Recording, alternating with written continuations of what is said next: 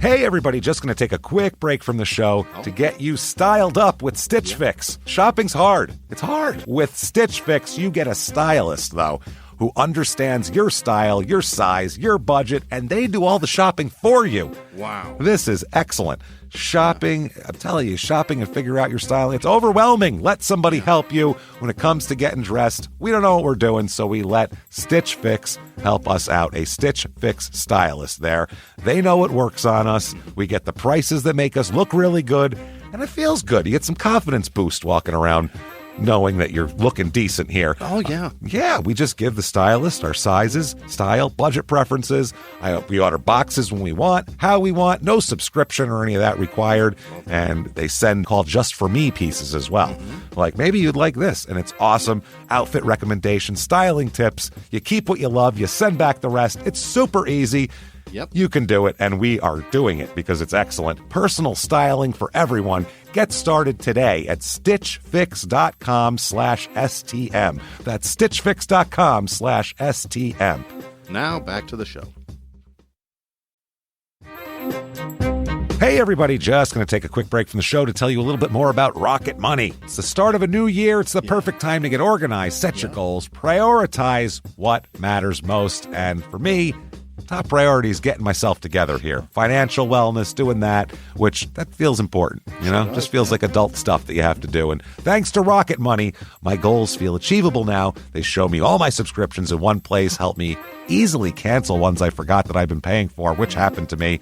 Absolutely happened to me. I had, for years, I was paying for something. I was like, what is going on here? Rocket Money found it and saved me lots of money since then, because it's been a while. So they did a great job here. Rocket Money is a personal finance app that helps find and cancel your unwanted subscriptions, monitors your spending, and helps lower your bills so you can grow your savings. Rocket Money has over 5 million users and has saved a total of $500 million in canceled subscriptions, saving members up to $740 a year when using all the app's premium features.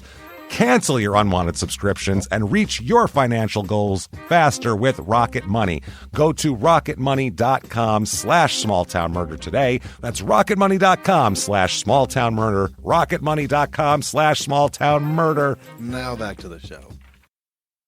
Hi, I'm Ashley Flowers, and if you're like me and grew up watching America's Most Wanted and reading Nancy Drew, then hi, you're a crime junkie. And I bet that passion for solving mysteries never went away, which is why we've assembled a team of reporters to dig deep into all the cases we still obsess over. Each Monday, my best friend Britt and I will bring you a case that you won't be able to stop thinking and talking about. So join us by listening to Crime Junkie wherever you listen to podcasts.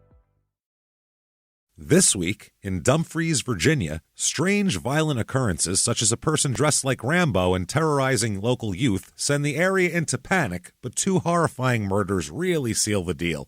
Welcome to Small Town Murder.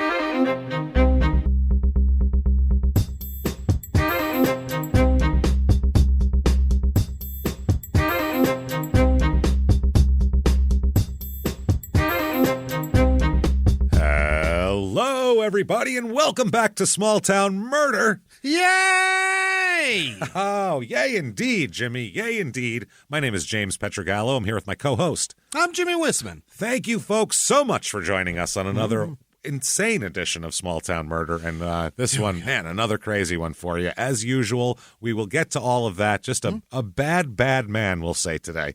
Sometimes there's circumstances and you go, oh, I mean, I could see this developing and that's horrible. And then sometimes you go, what a terrible person. Just a complete do-over on that guy. Yeah. You know what I mean? One of those. So we'll get to that.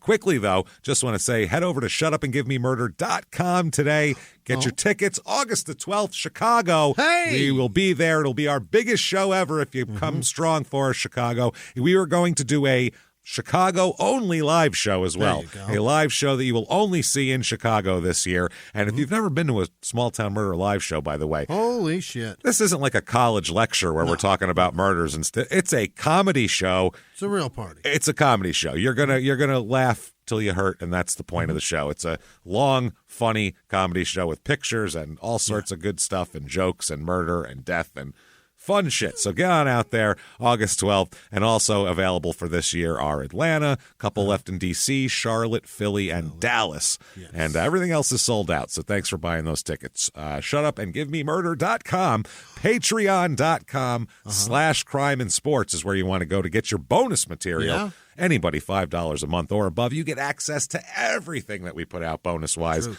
A couple hundred bonus episodes to binge on when you first start, and then new ones every other week. And you get access to it all. This week, what you're going to get, first of all, for Crime and Sports, which you will, of course, get access to, we're going to talk about players who like to pay for sex. It's a common occurrence. And we're going to talk about some very embarrassing situations that players found themselves in over the years, and they are pretty hilarious. And then for Small Town Murder, we're going to talk, finally, it's been requested tons and tons, and I've done a whole lot of research on it. We're going to talk about Casey Anthony. Great. Let's do it. Let's get into that, because it is insane. It's a real Mandela effect. I swore we did it already. Yeah, it was Jodi Arias you were thinking about, too. You're like, I swear, brown hair, You're crazy positive? stories, you know. Weird So, eyes. All right. Casey Anthony, patreon.com/crime and sports, and you get a shout out at the end of the show where Great. Jimmie will mispronounce your name terribly. He promises, even though he would love to get it correct. Yeah, I'd try really hard. That's all right, though. And also, Your Stupid Opinions, our new show, Hey. it is coming. We promise you the show is ready. We're not trying to hold it from you or delay it or anything like that. It is business stuff that we have no control over is being done. It's contracts and ads and all that stuff, and it's all being hung up. It will be out, and then it'll be coming every single week, we promise. So it'll happen. It's happening soon. We'll put it on social media, and you can follow us and do all of that. And thank you for doing that. I can't wait. Thank you for caring. We're not mad at you for caring, because a lot of Means people everything. ask. Yeah. Thank you. Yes, be excited about it. Be mad it's not out yet, but yeah, it's coming as soon I love that. soon as we can get it out there. Disclaimer time. This is a comedy show, everybody. We're comedians. There is also horrible death, and it's all real. Nothing is made up for comic effect. Yeah. That's the scary part, is what we talk about is insane, and a lot of it's ridiculously funny and true, so that makes it even weirder. What we don't do, though, because we don't find the murder part of it particularly funny, obviously, so we go out of our way not to make fun of the victims or the victims' families. Why, James? Because we're assholes, but we're not scumbags. See how that works? Yeah. See, there's a line and a limit. So that's how that goes. We do our best, though. But for everybody who thinks that maybe true crime and comedy don't go together, maybe then it might not be for you. That's why we're saying this. It's a warning. It's possible, but maybe you should give it a chance. I don't know if it's exactly what you think it is, but for the rest of you that want to hear an absolutely crazy story, here's some wild stuff. I think it's time to sit back, everyone. Clear the lungs, arms to the sky, everyone out there, and let's all shout, "Shut up and give me murder." Let's do this, Jimmie. Okay. Let's go on a trip, shall we? Let's do it. We are going all the way to Virginia this week, and it is kind of our second, second in a short amount of time, kind of in the D.C. area, drivable to Washington, D.C., because we did one in Maryland recently. It was like that, too. This is Dumfries, Virginia, D-U-M, fries, like French fries, Virginia, and it's in northern Virginia. It's about 40 minutes to Washington, D.C., so right there. It's 12 minutes, by the way, to Quantico, and 20 minutes to the FBI Academy, which if you watch like Mindhunter and all that, that's, where Holden is in the basement there. And 23 minutes away from Woodbridge, which is our last Virginia episode, and it actually comes up in this episode as well. Is that right? Yeah, Woodbridge is all over this thing. That was the Sugar Daddy Death Caper, the last Virginia episode, and a very crazy episode. This is in Prince William County. Here, the motto here, quote, "Virginia's first chartered town." What does that mean? I mean, that just means they filed stuff, right? I guess. Which would make their other motto make sense. Quote, "We like paperwork." So I guess that's what we like, to fill forms out and shit. Yeah. Come on. So a little bit of history. Settlers started coming here as early as 1690 when a grist mill was put up on Quantico Creek. And then they put on one of those is. Once you get a grist mill in there, we've talked about grist. It's something to do with grains and it's when they grist it all it's together. how you make food from plants, I guess. How do I take what's in the field and put it in your mouth? Well, you're going to need this thing in the middle. So they had a warehouse also, and then, all sorts of stuff like that popping up here in the 1700s, early 1700s. The town of Dumfries was formerly established on 60 acres of land. Okay. And was provided by a guy named John Graham. And he named the town, since he provided the land, they let him name it.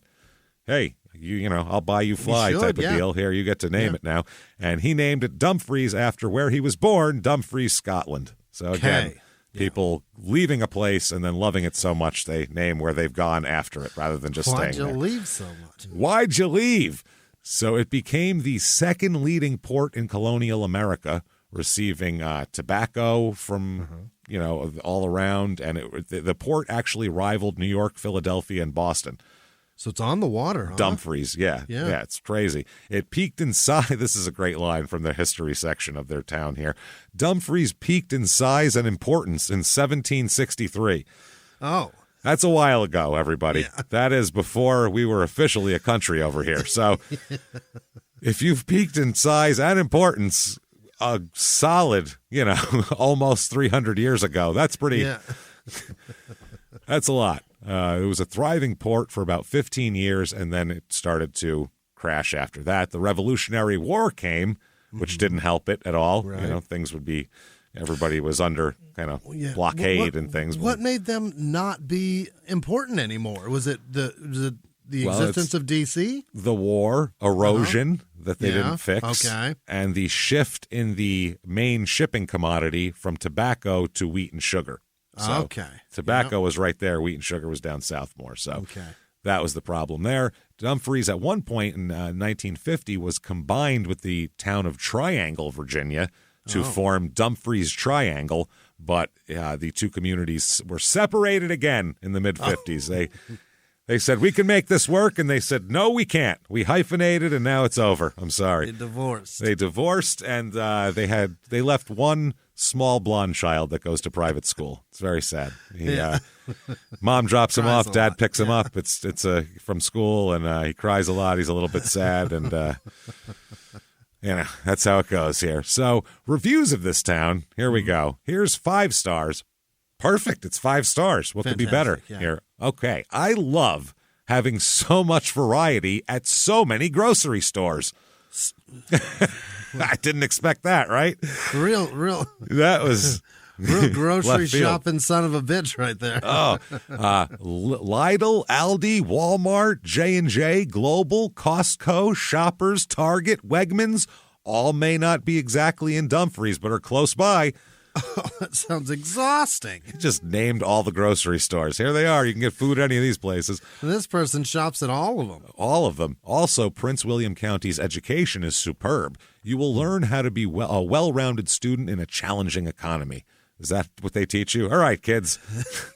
By the time they're 20 out of college, who the hell knows what the economy will be then? They teach you how to grocery shop at every location. Oh, they're going to teach you all of where everything is at Wegmans. The frozen food aisle is in the middle at Wegmans. Don't forget your quarter for your shopping basket at Aldi's. At Aldi's, and whereas J&J, the frozen stuff is all the way at one end. See, it's different. You have to know these things. This is great. When walking down the aisle for graduation, you'll remember all your hard-fought, long-cherished memories. When working retail, you'll walk down aisles learning to appreciate the complex workings of commerce. Are they joking here? Happening? When walking down the aisle to get married in Dumfries, you'll appreciate what suburbia means to you. That's Everywhere where there's an aisle, this person loves them. Yeah, he loves grocery aisles and wedding aisles. And is this a joke? This 5 stars? It's gotta be, right? It's almost a joke, but I think he's being serious. That's sad. He's almost verging to satire. It's strange. 4 stars. It's great most of the year. Okay. Terrific. Okay. What part? All of it, I guess. What all part the grocery sucks, stores. Most of the year. The west side of the Costco kind of gets a little bad in fall. Next is 3 stars, and it is just gibberish of no, you can't. It's not even like another language. It's not Serbian or anything. I don't know what the hell it is. It's NJVLS capital D, colon. Just somebody went crazy. Yeah. And then in all capital letters after that, that's what I think. It's boring and expensive. Okay. There you go. 3 stars. I moved here earlier this year and am counting down the days until the end of my lease. In addition to my apartment situation, see my review at the end, the commute is kind of rough. I drive to and from the Franconia-Springfield metro station, and traffic always comes to a stop at the Lorton, Aquacon, and Woodbridge exits. Always, without fail, day and night. And that's all separate sentences and all capital letters. Always, without fail, day and night. What's happening at all 3 of those exits? Because that's the on and off point, clearly, for everybody. You're going the same place everyone else is going, so what do you expect? Why are they going to the place I'm going? Thank God for Easy Pass. Yes, it gets expensive, but the preservation of my sanity is worth it. Dumfries itself is okay. I live next to the 234 commuter lot. Oh, that sounds scenic and lovely. It does.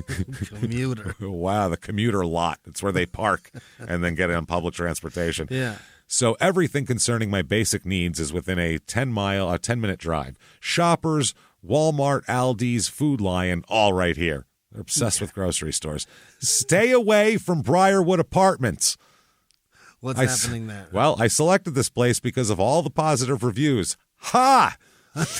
Exclamation point. Don't believe them. Joke's on me. I'm the asshole. Lies. Fucking lies. More First, like Liarwood. Liarwood Apartments. All lies. First, it's not quiet or clean. All capitals. So many screaming and littering children with 3 exclamation points. Okay. Screaming and littering. They're littering everywhere. That's a child. Second, cops are here regularly. I spotted them coming into my building 3 times in my first month. Third, the units are dilapidated. Let's lead with that, and then messy children can follow from there. Okay, 2 stars. Here's the last one. When we first moved in, our neighbors did introduce themselves and did offer to help with moving in, which was kind of them. And then they didn't. Where's this going? By the way, that's a nightmare. Hi, strangers. Yeah. Yes, please look at all my stuff. Please be nosy. And can I touch your thing? Can I touch all your stuff, person I'm going to be living next door to but don't know it all? Weird. The neighborhood does have a high crime rate, but the area we live in is less crime prone. There was a time where my car keys wouldn't easily go into my car and assumed someone was trying to break in, so I started parking my car near my house. Why the hell wouldn't you do that to begin with? I like to park a mile and a half away. I like to get a nice walk going to be able to get to my car. That's what I do. It's good exercise for me. My phone tells me constantly how lazy I am on my 30-minute commute. So I like to park it a couple blocks away. Who doesn't park as close to their house as possible if they can? Get those extra 500 steps. I've never heard of that. I like to not have my car within my view. My most expensive possession, I like to not know where it is. Just have it be open for whatever. Just to be the only thing I own that values in the thousands of dollars. I want to put it away from me. Way far away. I don't want to see it. I don't want to look at it. I'll tell you.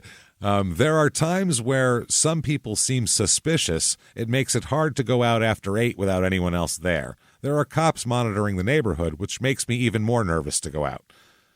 Well, who are you scared of? Are you scared of criminals or cops? Pick one. You can't be both. I guess you can. Sure. Yeah. Why not? I mean, the alternative is much worse. I guess. I don't know. Well, people in this town, population 5,669. Okay. So small little place. Yeah. Smaller than I would expect it to be. 53% female, way more females. Median age is low, 30.4. So it's there's a lot of kids, a lot of people. All the kid demographics are high. It's like double the 0 to 4-year-olds and almost double 10 to 14-year-olds. Is this families that work outside of or live outside of somewhere where they work? 35 to 54 and 0 to 14. Those are the big demographics. So those are family, no old people at all. It's 0.0% 85 and older. This ain't where they go. They put you on a raft and just push you out into the bay if you're. If once you pay at 85th. Grandma's 84. Yeah. She's getting the fuck out of here That's it, year. man. That's it. So, sorry, Grandma. Your 85th birthday party's solemn. It's very solemn. Finish your cake, goodbye. Grandma. Yeah. The raft Happy is- goodbye party. You hear the brrr of a pump pumping up a big raft out in the yard. Grandma's like eating her cake with anxiety. Yeah, that's It's not time. the bounce house, Grandma. Grandma, it's the law. I'm sorry. So family here, it's 49% married and 36% married with children. So it's a lot of married with children. Race of this town, pretty spread out actually. 24.2% white, 26.8% black, 4.4% Asian, 42.1% Hispanic. Wow. Yes, that's for like suburban Virginia. You wouldn't say, I bet it's half Mexican and half this or half, you know, I don't know, people. It's probably mixed, not just Mexican people. Obviously, it's a mix, but Cuban. Yeah. That's what people would say. This town's half Mexican.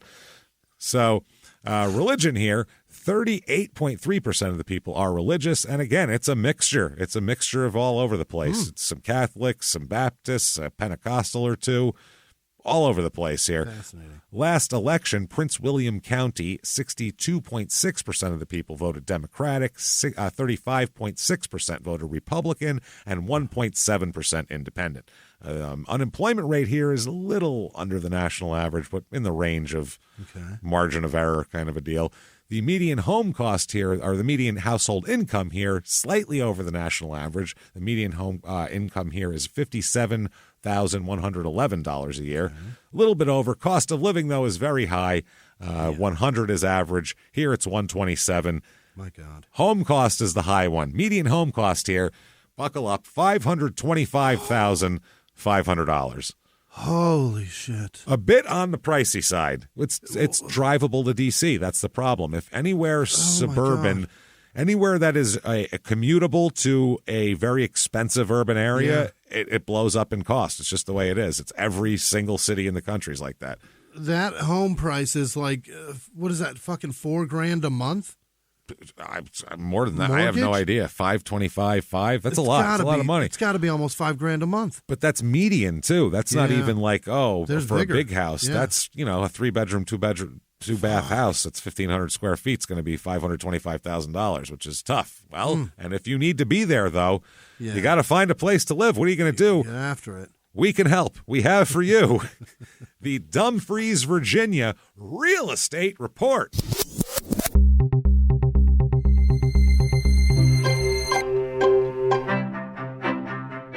The average 2-bedroom rental here goes for about $1,660 a month, which is above the national average. Here is a 4-bedroom, 3-bath, 1,340 square foot townhouse. 4-bed, 3-bath, huh? Yeah, it's attached, 1,340 square foot, so it's the size of a house. Yeah. With That's four really small wedging bedrooms. those rooms in. My God. Oh, definitely. But it's a townhouse, so they're connected to somebody else. Sure. It's a lot of like government employees live here. Sure. It's a place where you know, that sort of deal. This one here is from 1974. So 1974 condo, $324,900. Oh, God. That doesn't sound good. Here's a 4-bedroom, 3-bath detached house. It is 2,250 square feet. Okay. It's a decent little house. I mean, it's a nice house. Good not even size, little. yeah. 2,250 is a good size house. Nice, 4-bedroom, 3-bath. It's nice. The property, it's only on like a half acre, but the property seems nice. There seems to be a lot of woods around and stuff like that. Little pricey though. $539,900. Holy shit. That's a lot. That's expensive. And here's a 4-bedroom, 5-bath, a T-bowl for each and every beehole. Yeah. 3,788 square feet. It is brand new. It's boring. It looks like HGTV threw it up like a cat hairball. Come put your out. stamp on it. Yeah. And it just has white cabinets and counters and gray, slate gray everything. And there it is. That's what it looks like. Go. Very boring. $890,000 for that, though. Oh, my God. So pricey. Boring, but pricey. Things to do here. It's a couple of weird ones. The Dumfries Fall Festival, which seems kind of boring. It seems like just you take the kids and walk around, and after 15 minutes you go, what are we doing here? Like, it's one of those. Get your cider and let's get the fuck out of here. Yeah, rides, bounce house. Yeah. It's a couple of shit rides, a bounce house. Family things, yeah. Vendors, food, pumpkin decorating, face painting. Yeah. balloon sculpturing, martial arts demonstration. Okay, Didn't see that one coming, did you? That fits in. What should we have, like a fall festival for the kids? I don't know, pumpkin carving and, painting and paint their faces Jimmie's and stuff. been practicing his jujitsu.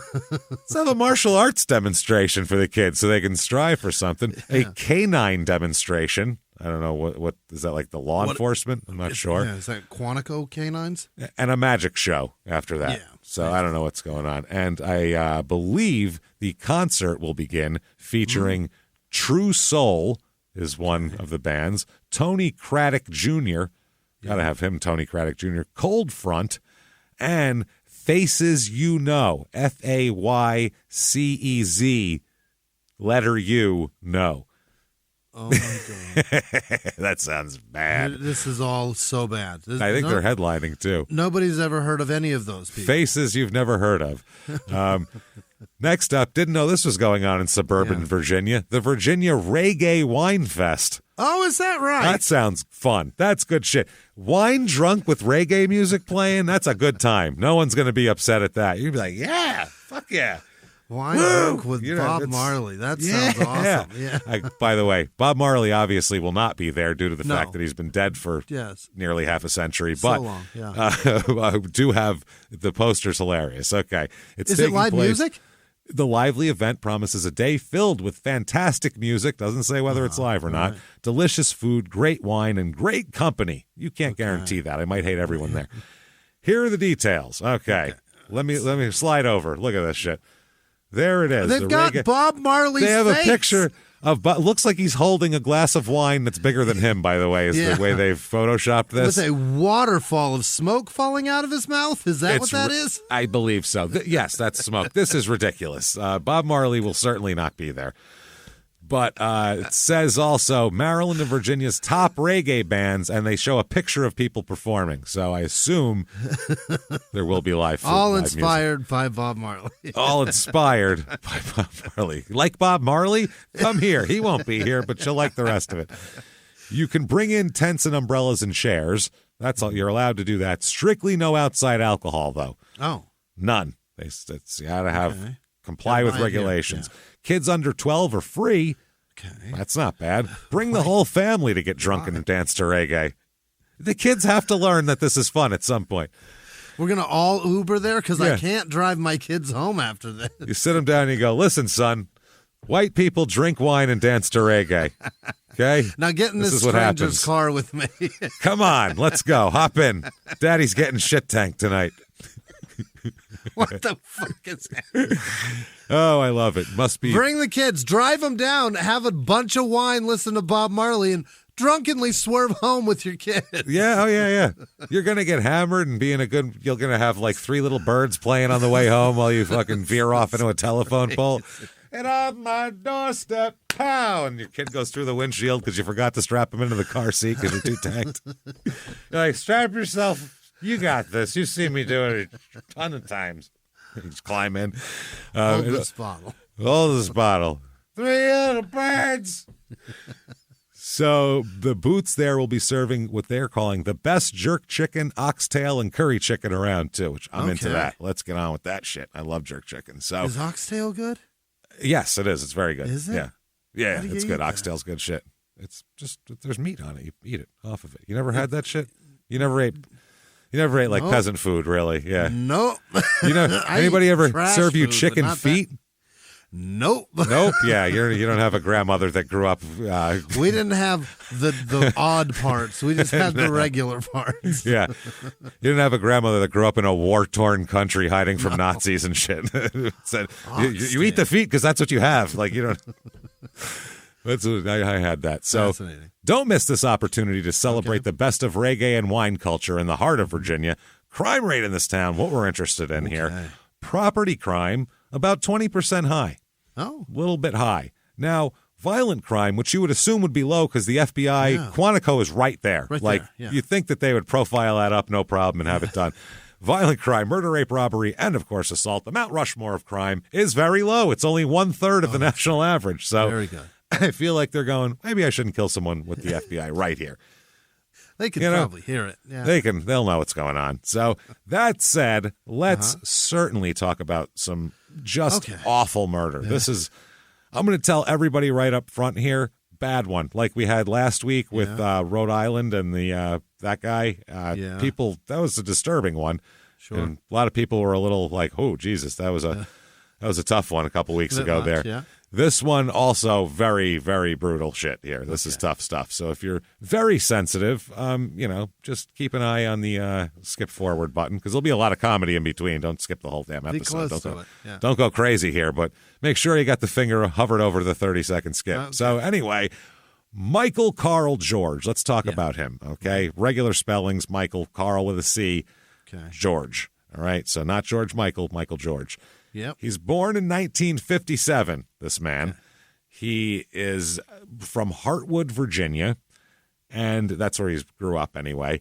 And he has not a lot's known about his early life. We know that his parents were divorced at some point, and that he's kind of spun out of control when his parents got divorced. He couldn't handle it. Okay. He lost his fucking mind. Now he was a kid with his faculties when it happened, though. When it happened, and this is early '60s. This happened, which small town early '60s divorce meant shame and scandal, and the kids made fun of you, and you were and they did too. Yeah, you're the reason they did it, and all this stuff. Yep, the kids made fun of him, and you got divorced parents. Like that wasn't a cool thing back then at all. I mean, by the time we grew up, it was like. People would be like, my parents, and I'd be like, they're still together? Wow. For real? What a dork. Yeah, wow, that's weird. What's that like? You fucking nerd. Yeah. Sitcoms were like, what, get the fuck out of here. Or something? Yeah, come on. These people wouldn't still be married. They've already had 3 children. What are they going to be married still for? It's over now. She sure puts up with a lot of his shit. Yeah, I don't think that's very realistic at all. I don't think. Why does Peg even stick around? I don't get it, man. Yeah. Well, where else? What's Peg going to do? Yeah, I don't know. Peg refused to do anything. Anything. Yeah, she had no agency. She had to stick around. She's a little unrealistic, but still there. So Michael Carl George, he's got some problems after his parents get divorced. People start picking on him a little bit for it and for other things too. He's a weird fucking kid. Let's be honest about it.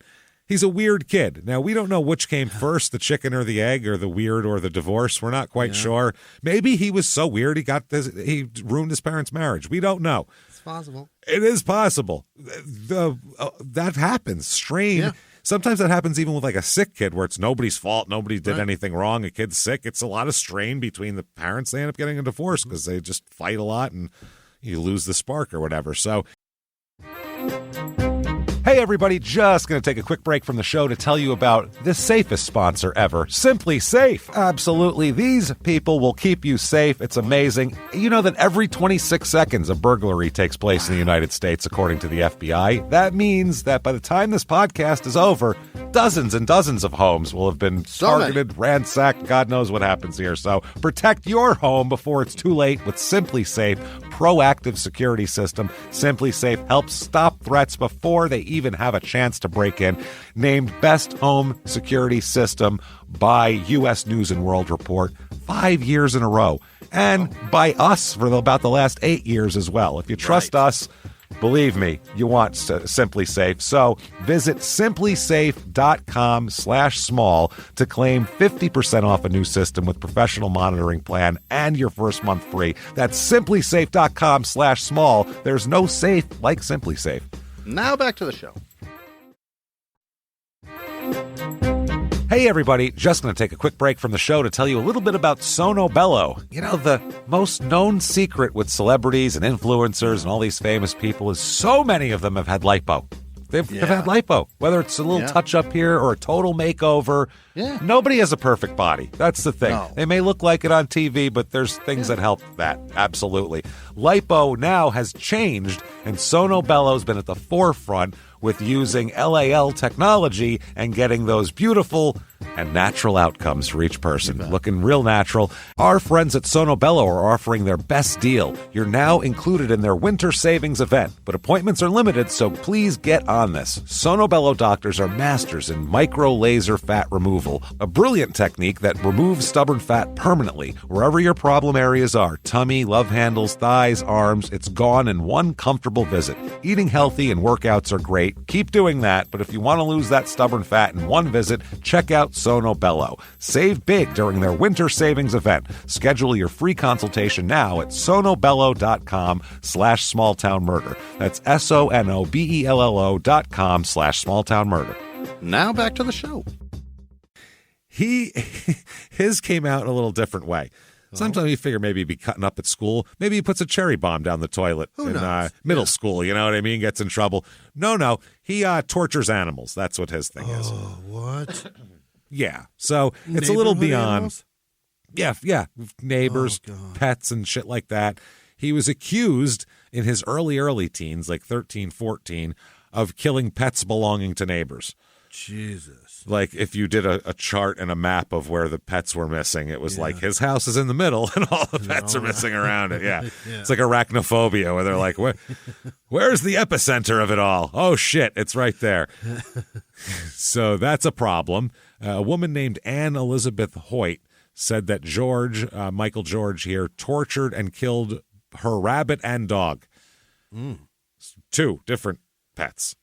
Cats would disappear, dogs would disappear, and apparently he was just torturing animals and killing them, and that was obviously an issue. But in the early 70s, I don't think people knew exactly how big of a red flag that is. Yeah, it wasn't necessarily. Yeah, it wasn't thought of like it is today. Oh, your kid starts torturing animals. You take that kid directly to a psychiatrist and pretty much leave him there for a while. I'll be out in the way. Don't just leave him for good. Say, I'll be out there, but you have got to have some serious conversations. This is bad stuff. There's obviously something. Until you don't want to do that again. Yeah, there's some deep-seated shit going on there when it comes to animal torture. That's a terrible sign for the future and future behavior.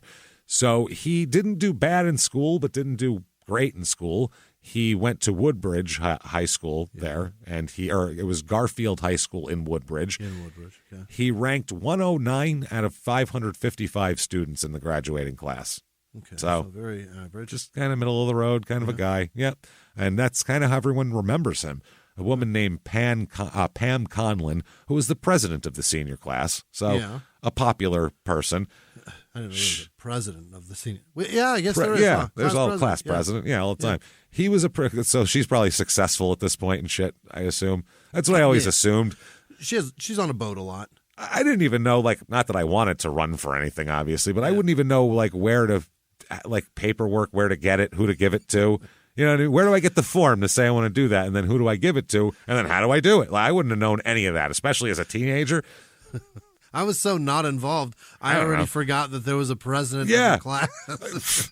Who knows? Yeah, I would just see posters up. I'm like, wow, people made those. Wow, that was made on a computer. Holy shit. So-and-so for president. Holy shit, that's wild. I just want to go smoke weed in the parking lot. This is crazy. They're going to stay after school and do school shit? On purpose? Right. Because they want to?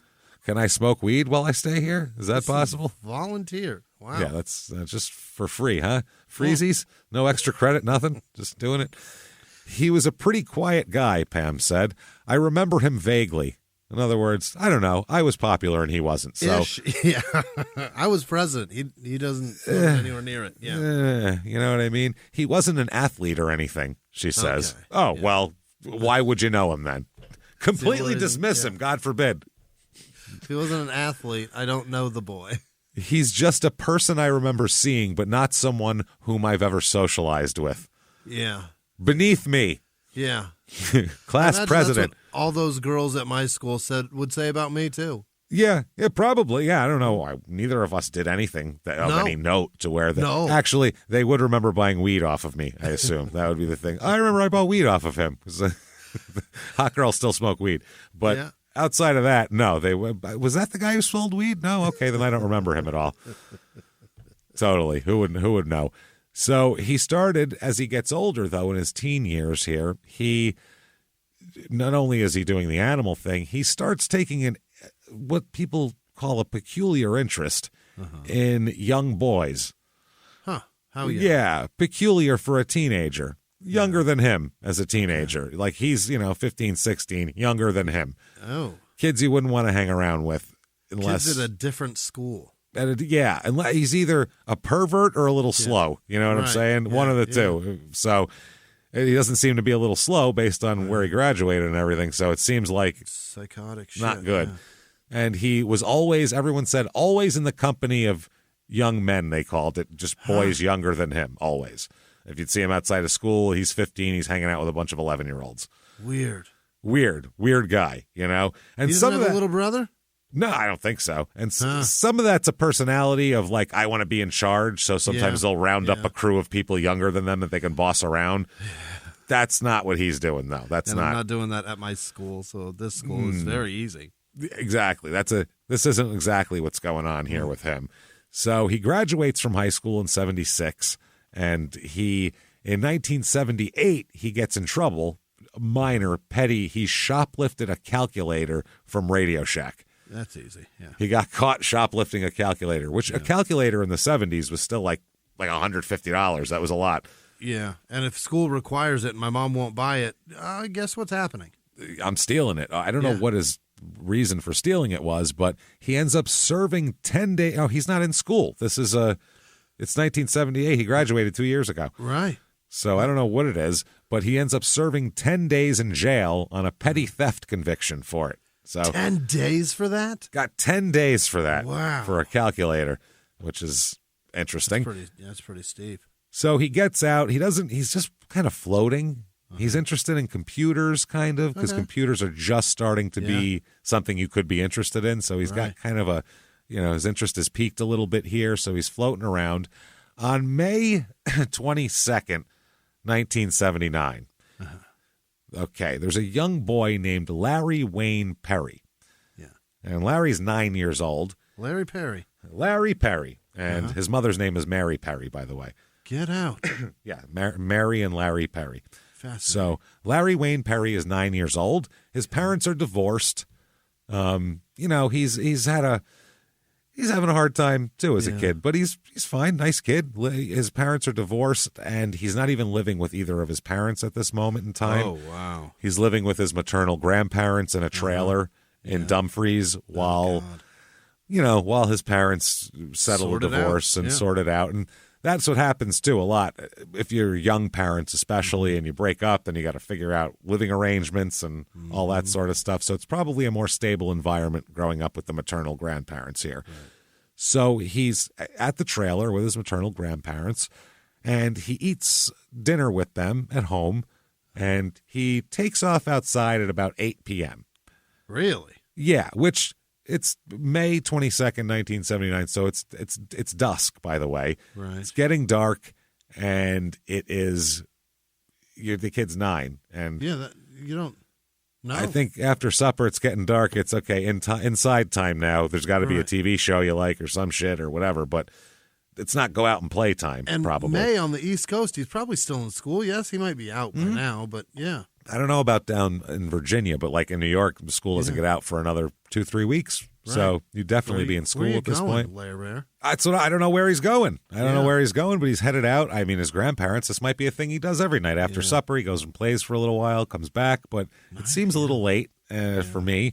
He goes to Dumfries Elementary School. He's in the special education program there, but he has no physical or mental disabilities, but nowadays we'd say he has autism. But like a slight autism. That would be the best way to put it. Then whatever. So they said that at that point he's in there, but he's not, like I said, you wouldn't know anything to talk to him or any. He's fine.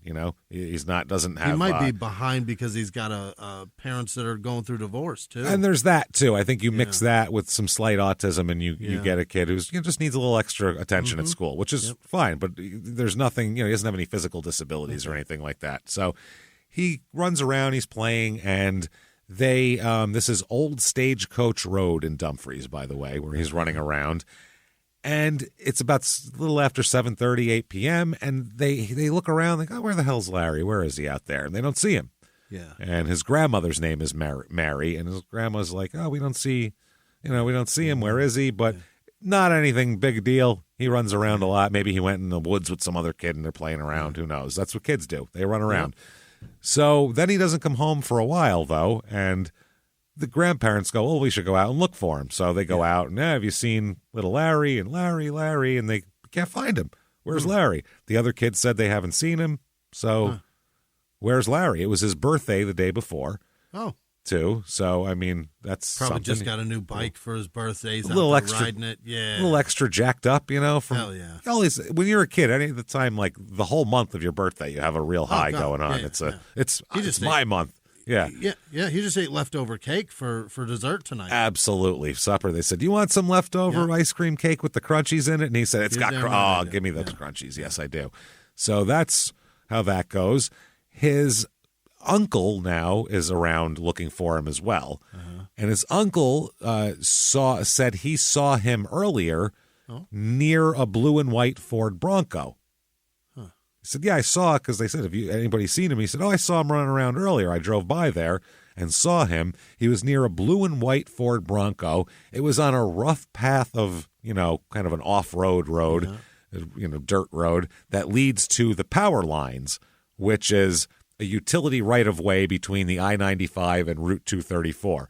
Yep. Back east, power lines are a big deal. People go to hang out and party at power lines because it's a giant clearing in the woods is how they do it. There's a road that's there for the maintenance of those. Yeah, sure. So you can get to a giant clearing in the middle of woods where no one can see you. So it's a very popular hangout place for teenagers of the East Coast, power lines. Always a popular spot. So they're going to the power lines there, and they see it's often used as a place where little kids play, too, because it's a big open space. So the family looks for him for a couple hours, and then finally they notify the police around 11:30 p.m. Oh, God. They can't find him still. So that's scary. Yeah, and now it's getting late. So this is now he'd be tired by now. What's going on? He's not just playing with. There's no other kids in the neighborhood out at 11:30 either. So he's either at somebody's house playing, and he lost track of time. Either way, he's in a lot of trouble when he gets home. Or he's already been in a lot of trouble that you have nothing to do with, and it's not good. So the police, though, they call around 11:30. The police, though, do not do a search until the next afternoon. Huh. Back then, in 1979, it was whether you were 9 or 40. If you disappeared, they didn't look for you right away. Still. What the fuck? Because they considered you possibly a runaway, and they didn't want to waste police resources acting like you've been, kidnapped. Yeah. Whereas a 9-year-old, I would say, probably less of a chance of a runaway than if it was a 16-year-old or something. How about we get the cops out doing some roundabouts, and then if something emergent comes up, we'll peel off. Nope. They said, keep an eye out for him. He's 4'8", 68 pounds. Dark brown hair, brown eyes, has a scar on his left ear, a scar on his left cheek and the left side of his forehead. He was wearing a pullover shirt, possibly with a Superman logo on it. 4'8", 65 pounds of vulnerability, and we're going to let that... Unbelievable. He'll be fine till tomorrow, I'm sure. He comes home, we'll give us a shout. Until then, we'll look in the morning. He could be out drinking and partying and getting women. We don't know. 4'8". 65 pounds. Ever heard of an all-night poker game? It's possible. Wow. He's out there. He's playing poker. He could be up a couple hundred. We don't know. We don't know what he's doing. You can't interrupt a kid with a hot hand. No, suppose he's shooting dice right now. Remember Randy on The Wire? He got hot. You want to pull him out of that game. He learned. Wow. He learned statistics. You take that away from that kid, he's going to get real mad at us. Yeah, I'm telling you. That's how it is. So all they have is he was last seen running after a 4-wheel drive vehicle going down a dirt road near the trailer there. That's it. So the next day they said, well, now we'll investigate the possibility of maybe foul play. So good Lord. We'll investigate once we're pretty sure something bad happened to him, then we'll look into it. But when we could prevent that, we're going to leave it. We're not going to bother. We're going to wait till this is a motherfucking challenge. Yeah, we could have just blocked off an area where it's an 8-year-old, 9-year-old. He couldn't have gone too far and then, move in from there and all found him the night before. But you know what? Let's give him a chance to really make a run for it, possibly, or for terrible things to happen to him. One of the two. We feel more accomplished when we catch him after a couple days. Yep. Jesus Christ. A little more challenging that way. And, to be quite honest, it's good for our egos. It just makes, as an investigator, you really need to have an ego boost once in a while. Kind of know that you're on the right path with things. Yeah, test us. So the police searched the woods behind the family's home, behind the trailer there, they get no clue at all. Okay. No clues, can't find anything. They said now they're concentrating on determining whether foul play was involved in the disappearance or what. If he hopped a freight car to Mexico, he's 9. If a 9-year-old is missing for more than a couple days, there's foul play involved, period. Foul play, yeah. He didn't start a new life somewhere else. He moved to Chicago and became a fucking carpet salesman. No, he's 9. Missing. He's missing. Yeah. Something bad's happened. I'm just perplexed by that's even a policy that they could have with a straight face. That they say, that makes sense, right? Yeah. Someone wrote that down once, and they all nodded along and said, yeah. So the police, they're searching the woods, no clues. They assumed at that point, in 1979, the Prince William police, they said, assumed that just missing children either had run away, because back then they even though the 70s were just, huge with crime and murder and everything, they still had, especially in a small town down south, and not really down south, but Virginia, which is down south, they had the mindset of, well, no one's going to steal a 9-year-old. It's just not, who does that? You know what I mean? It's a small town. It's safe around here. That happens in D.C. That happens in... But a runaway is still not okay.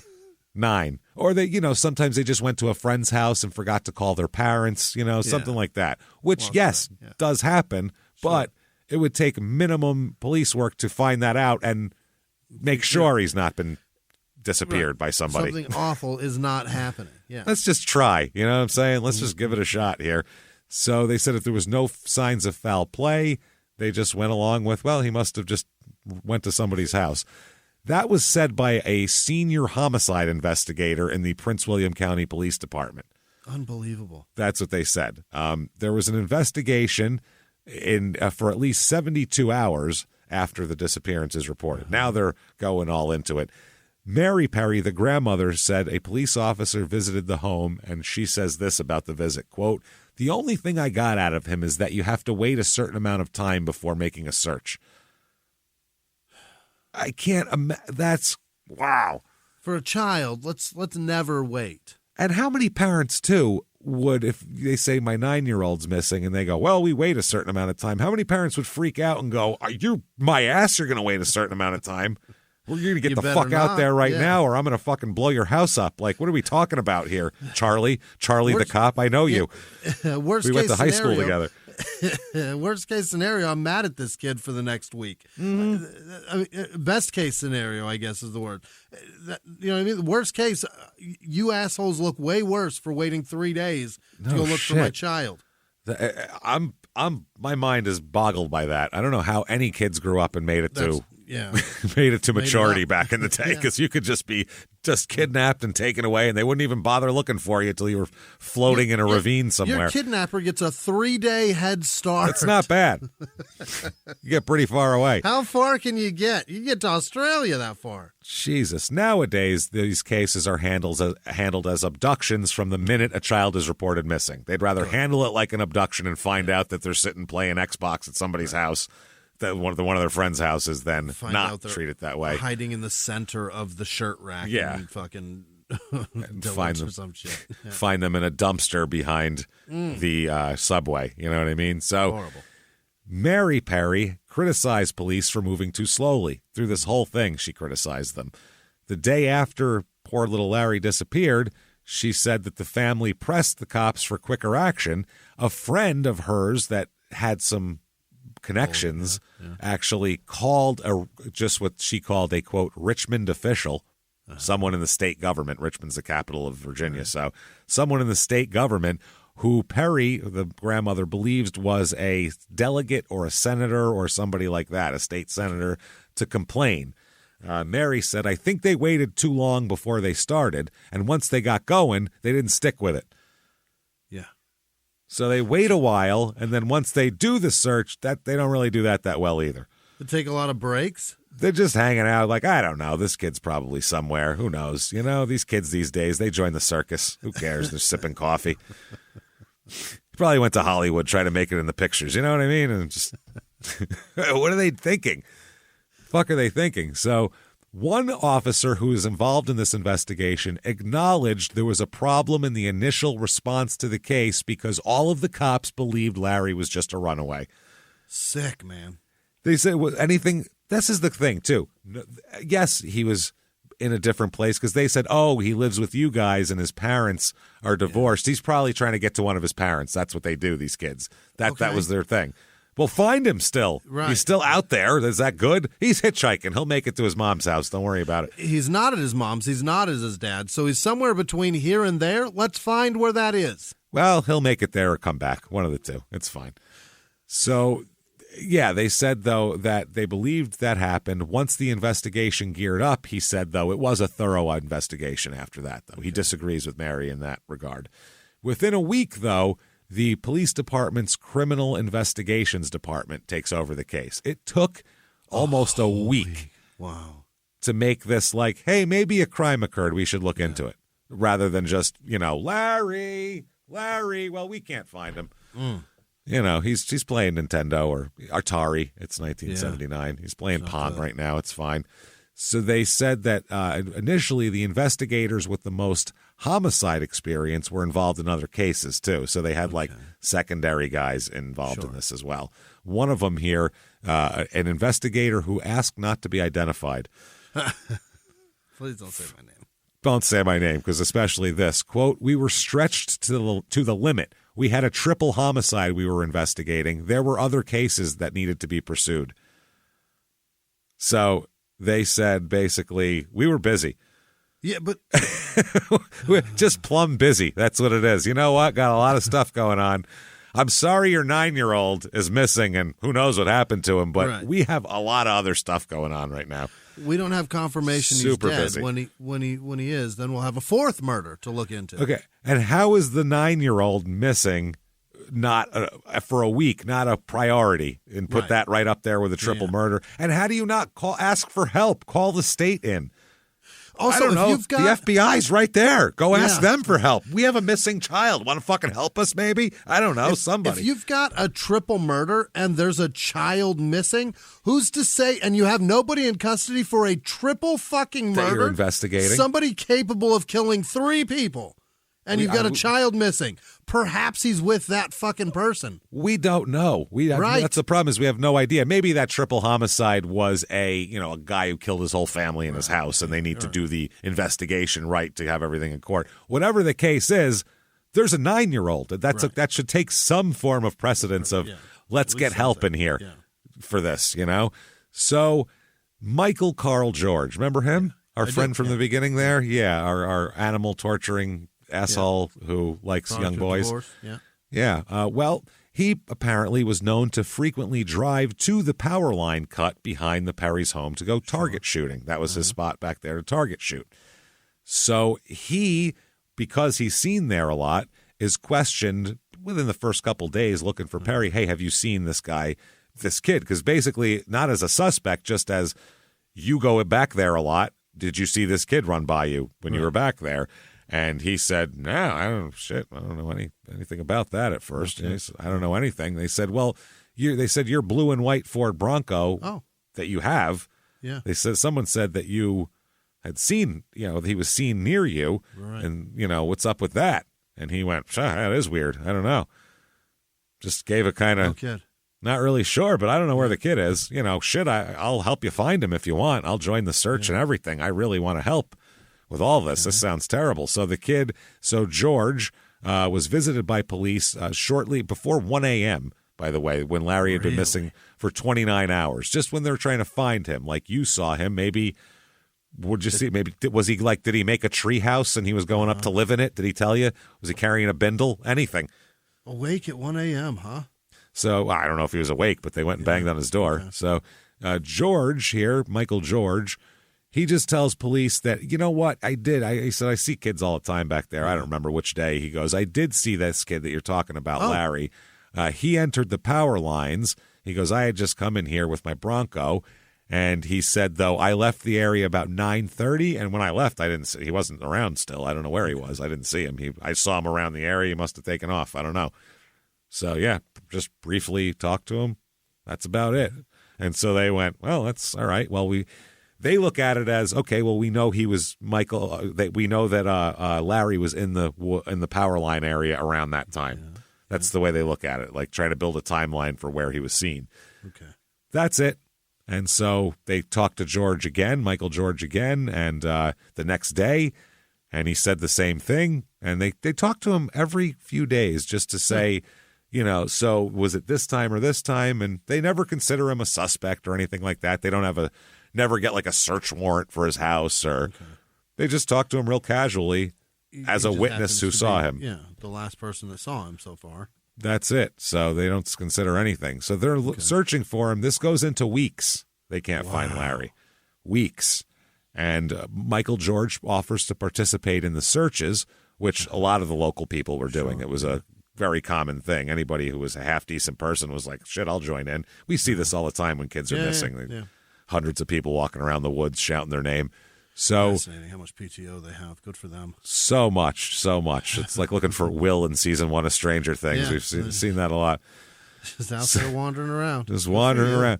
I feel like in a small town, if everyone's going to, quote, search for the boy, I figure they'll give you vacation days on that. They'll pay you still, right? You might look like a dick if you don't go. Yeah, that's what I'm saying. They might dock you for that shit. So they searching for Larry. He's obviously, like I said, agrees to participate. He even drives around. So they would go into like teams. He drove around Larry's grandfather, John. Oh. Mary's husband in his Bronco. So they drove around. Later on, the grandfather said that his car was spotless. The Bronco was just, and the inside immaculate, he said. He did say that he saw a gun in the front seat, and he said he generally felt uncomfortable being around Michael George. He didn't know why, but he was kind of uncomfortable. Just didn't have a good feeling. He was uneasy with him there. So they're searching and searching around. John Perry remembers that he saw the gun was holstered in the front seat, and he said he didn't say anything the whole time we rode around, John Perry says. Whole time. I couldn't wait to get out of that car. Just creeped him out. Gave him the creeps, he said. So this is, you want to get your mind boggled, Jimmy? This is, we do small town murder and things happen where we go, fuck me. The problem with this is a small town police department who doesn't know their ass from a hole in the ground. And this is one of the biggest errors possibly we've ever heard of here. This is incredible. So 7 weeks later, unbelievable. 7 fucking weeks later, all this time, almost 50 days later, police finally bring in a canine search unit. 2 months. Do you know why they didn't bring them in sooner? No. They had to wait for him to be born. They had to train them quick. No, it's worse than that. They didn't have any. They had to train them. The local police department was not aware that sniffer dogs existed. They didn't know you could get a dog to search for a fucking missing person. The police department. 50 years ago. 50, it's fucking 43 years ago. 44 years ago this happened. Almost in the exactly. 20s, they had dogs chasing people down. In the 1800s, they had them do that. In prisons, they had dogs. Bloodhounds would go search for prisoners in the woods. They did it with fucking slavery in the South. Right. They had dogs. Yeah. This is crazy. They didn't. I'm going to say it one more time. The police department wasn't aware that there were dogs that existed that could sniff and find a human being, dead or alive. Weren't aware of it. Do they know about guns yet? Wow. My head exploded when I fucking read that. I wanted to lose my mind. Y'all telling me there's a dog that could smell people? Well, hold on now. Wait a second. No, a particular person? Now, I'm only looking for one boy now. He could find 100 boys. That ain't the boy I'm looking for, right? So, particular. There's hundreds of dogs that could do it. Hundreds. Wow. Alice Stanley of the Virginia Search and Rescue Dog Association, she said, quote, obviously, had the dogs been used earlier in the search, they would have been more effective. Clearly, yeah. Of the Virginia Dog Rescue Organization. Yes. And there's an organization that exists in your state, and you're unaware of any dogs existing. And it was this lady's dog who participated in this whole thing.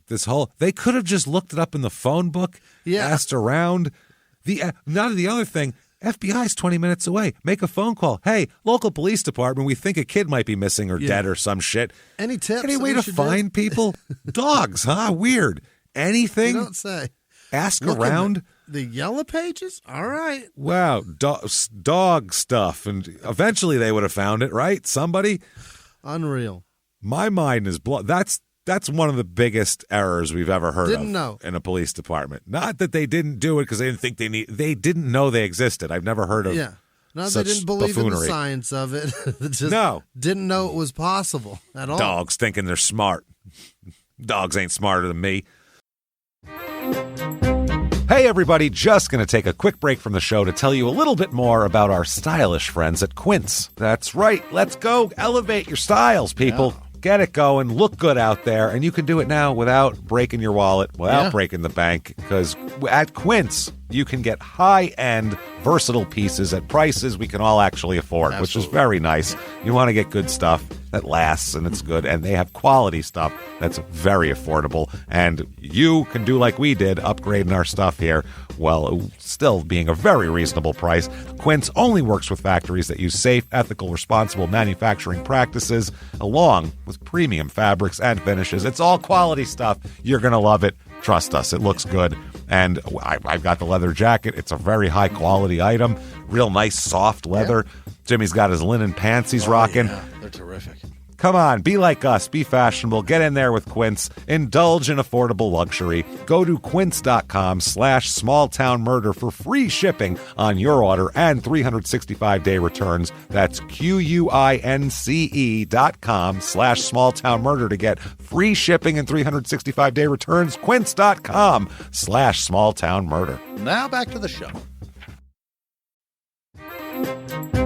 Hey, everybody, just going to take a quick break from the show to tell you a little bit about a very cool place, Thrive Market. Yes, we are both looking to get into the healthy swing this year. The problem is I don't know what's in everything, and I don't know if even I'm qualified to even read the labels to know if that's good or that's bad. Right. There's chemicals in things, and there's things floating around. I don't know what I'm doing out there. One of my favorite features, and I know you were talking to me about this, is the Healthy Swap Scanner in the Thrive Market app. Yeah, it's simple. You scan any item, and it'll instantly suggest a cleaner, healthier grocery alternative, it's great. Amazing. Yeah. That's great. Thrive Market also takes the guesswork out of finding these safe, healthy foods.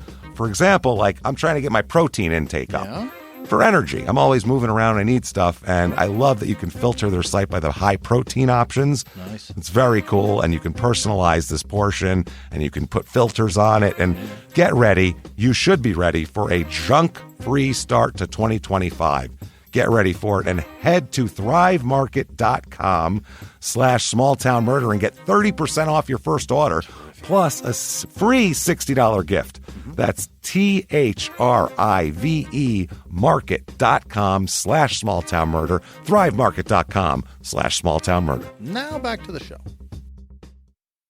Calling all dog owners. Your furry friend deserves top-notch nourishment, and Ollie delivers the clean, fresh nutrition your dog needs in 5 flavors they'll absolutely flip over. Ollie is made in U.S. kitchens with ingredients carefully sourced from trusted growers and producers around the world, with absolutely no harmful fillers or preservatives. With protein-first recipes like fresh beef with sweet potatoes, fresh turkey with blueberries, or fresh lamb with cranberries, you might start thinking, dang, my dog eats better better than I do. And that's probably true when it comes to Ollie. Give your pup a fresh start this new year by letting them taste test a personalized meal plan with Ollie. Head to ollie.com/Wondery. Tell them all about your dog and use code WONDERY to get 60% off your first box of meals when you subscribe today. Plus, they offer a clean bowl guarantee on the first box. So if you're not completely satisfied, you'll get your money back. That's OLLIE.com/Wondery and enter code WONDERY to get 60% off your first box. Start your dog's new year off right with Ollie.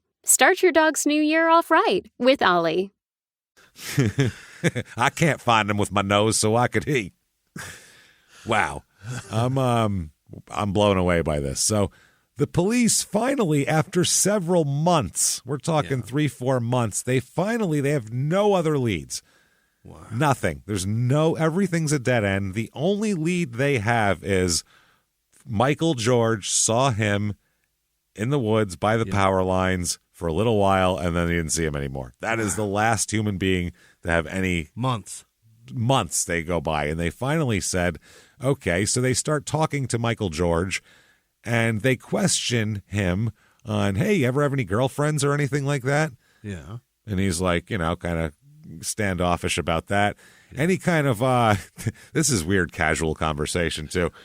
So, yeah, you got a girlfriend. I'm married myself. You got a girlfriend or anything like that? No. Because, they're trying to keep it casual while gaining information. You don't have any sexual problems or anything, do you? Anything like that? Any issues? You know what? Let's talk about, this is amazing. How would a cop put this by somebody? Let's talk about, you ever have any homosexual experiences? Was the way they put it. You ever go to with a friend, maybe?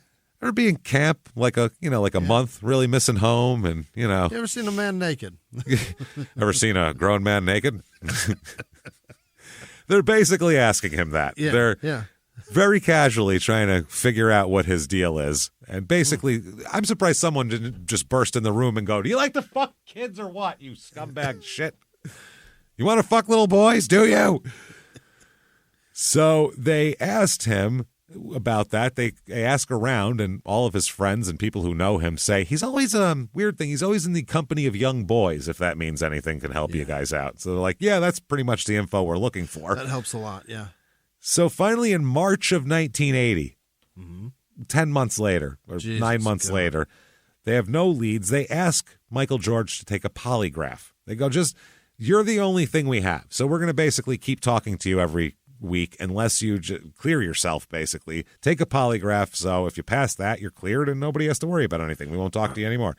I heard of a polygraph, but not a dog that sniffs. Not a dog that sniffs. Nothing. Interesting. Yeah. You ever hear of, there's this new thing called TV. It's pretty good. There's shows that come on and girls dance around. You're going to love it. Next, you're going to tell me about a cat that digs. Oh, man, forget about it. Cat that can hide its own poop. I don't believe it for a minute. So they get him in there, and they have the department's most experienced investigators enter the case. Yeah. Finally, after 9 months, they're like, we should start taking this seriously. Let's get our good cops on it now. Wow. So they persuade him to take a test. It comes back inconclusive, which is useless, basically. So years go by, next year or two, not 20 years, but the next year goes by. Not much is happening here. 1981, there is a report that someone has seen Larry. Oh. There's a report of a Larry sighting.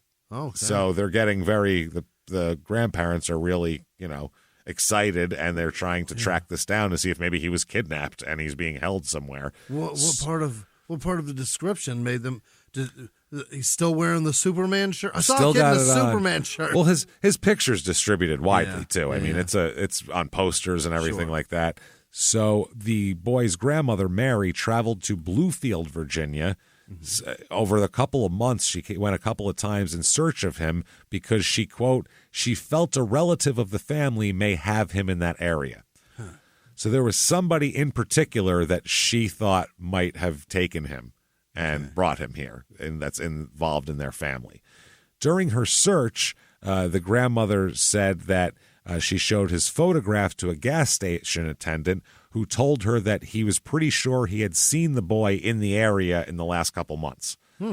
So At this point, Grandma still says she has hope alive that she's going to be found because she thinks he was taken by a relative and is being hidden away somewhere.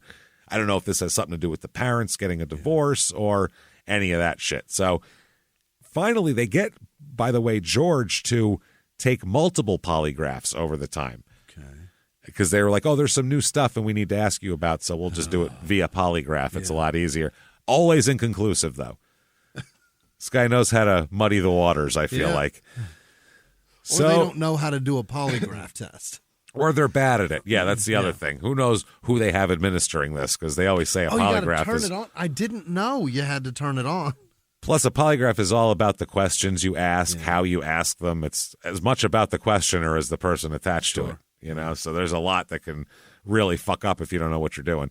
So this goes by. They can't do anything. So May of 1979, he's been gone since. It's now 1982. Oh, my God.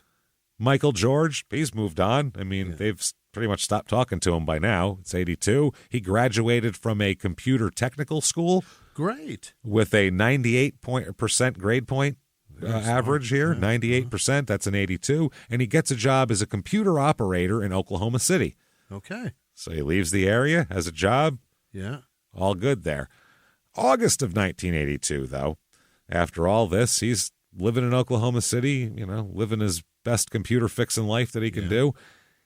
The cops receive an anonymous tip that Michael George was involved in Larry Perry's disappearance. Oh.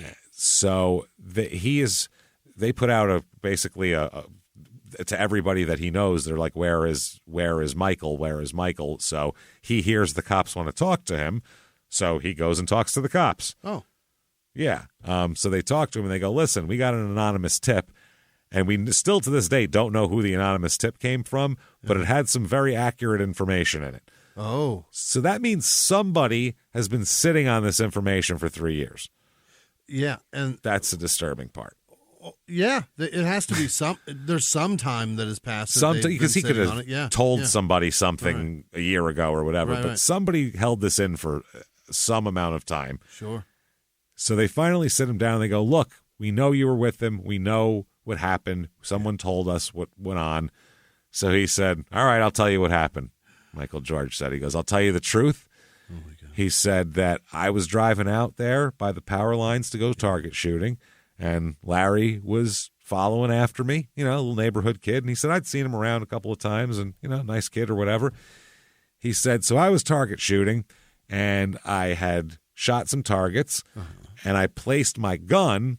It's a 9mm here. Or no, this one's not. He said, I placed my gun on the hood of my Bronco to get out some more targets from the back. Sure. So he placed the gun on the hood. He said he went around the back and popped the trunk thing open there, the tailgate. And he said that he's, was back there. As he's back there, he heard a gunshot. Oh. He said he went around and Larry had shot himself in the chest with his 9mm. Huh. He said, I don't know how he did it, but he must have got up there, got my gun, and he shot himself with it. So he's like, story. Terrible story. Yeah. Either the 9-year-old just couldn't take life's onerous tasks anymore, or it's so hard, yeah. He was fucking around with it, and when you're playing around with a gun, you go, let me point it at my chest and see what happens. I don't think that's what he did. You don't grab a stranger's weapon off their fucking hood either. I mean, if you're 9, you might. If you're 9, you might go, ooh, a gun. Who knows? You know what I mean? If you're 9, you might have a weird thought to go, ooh, a gun. I'm going to just look at it and pose with it or something. And I could see you like blowing half your head off or something if you were like trying to look cool, or blew your dick off from putting it down your pants or something. But shot in the chest is a hard one to do. Yeah. That's hard. So it's a 9mm automatic, he said. This is what happened. And, they said they questioned him a couple of times over a couple-day period. He stays with the police, and he said that, I swear, though, the boy fired the gun himself. He said, my back was turned. I was in the back.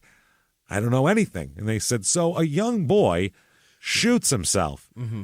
He's wounded mortally on the ground, and you just in front of you. What did you do with him? Because we looked in that area. We didn't see a boy with a gunshot wound in his chest laying there. We've never found him. Where the fuck what happened? What happened then? Where is he now? Right. Did coyotes take him away? What's going on?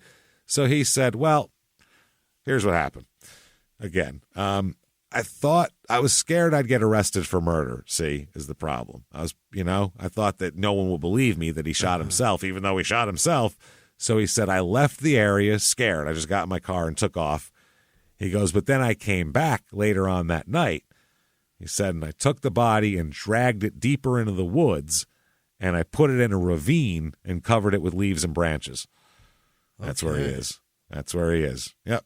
He said that's that. So they give him polygraphs again, inconclusive again on this story. We don't know. Let's just stop giving him polygraphs. It's not going to work. So whatever you're asking isn't the right one. It's not the right questions. So obviously this is a serious issue. Do they believe him? And now we've got some sort of a confession. Now we've got a lot of things we got to chase down. We got to find the boy first. You know what I mean? So that's what he says, though. It's a terrible story. It really is. Obviously a very bad story. They're looking around where he said that Michael would be, or where Larry would be, and he's not there as well. Then finally, they said, this is one of the investigators, George has led us to the spot. He says he put the body on 2 separate occasions. The woods there are very dense. Animals could have carried any remains far from the site, especially because he's 68 pounds. He's not a very big person, so the animals could have very easily taken him away. September 19th, 1982, bones are found. Oh, God.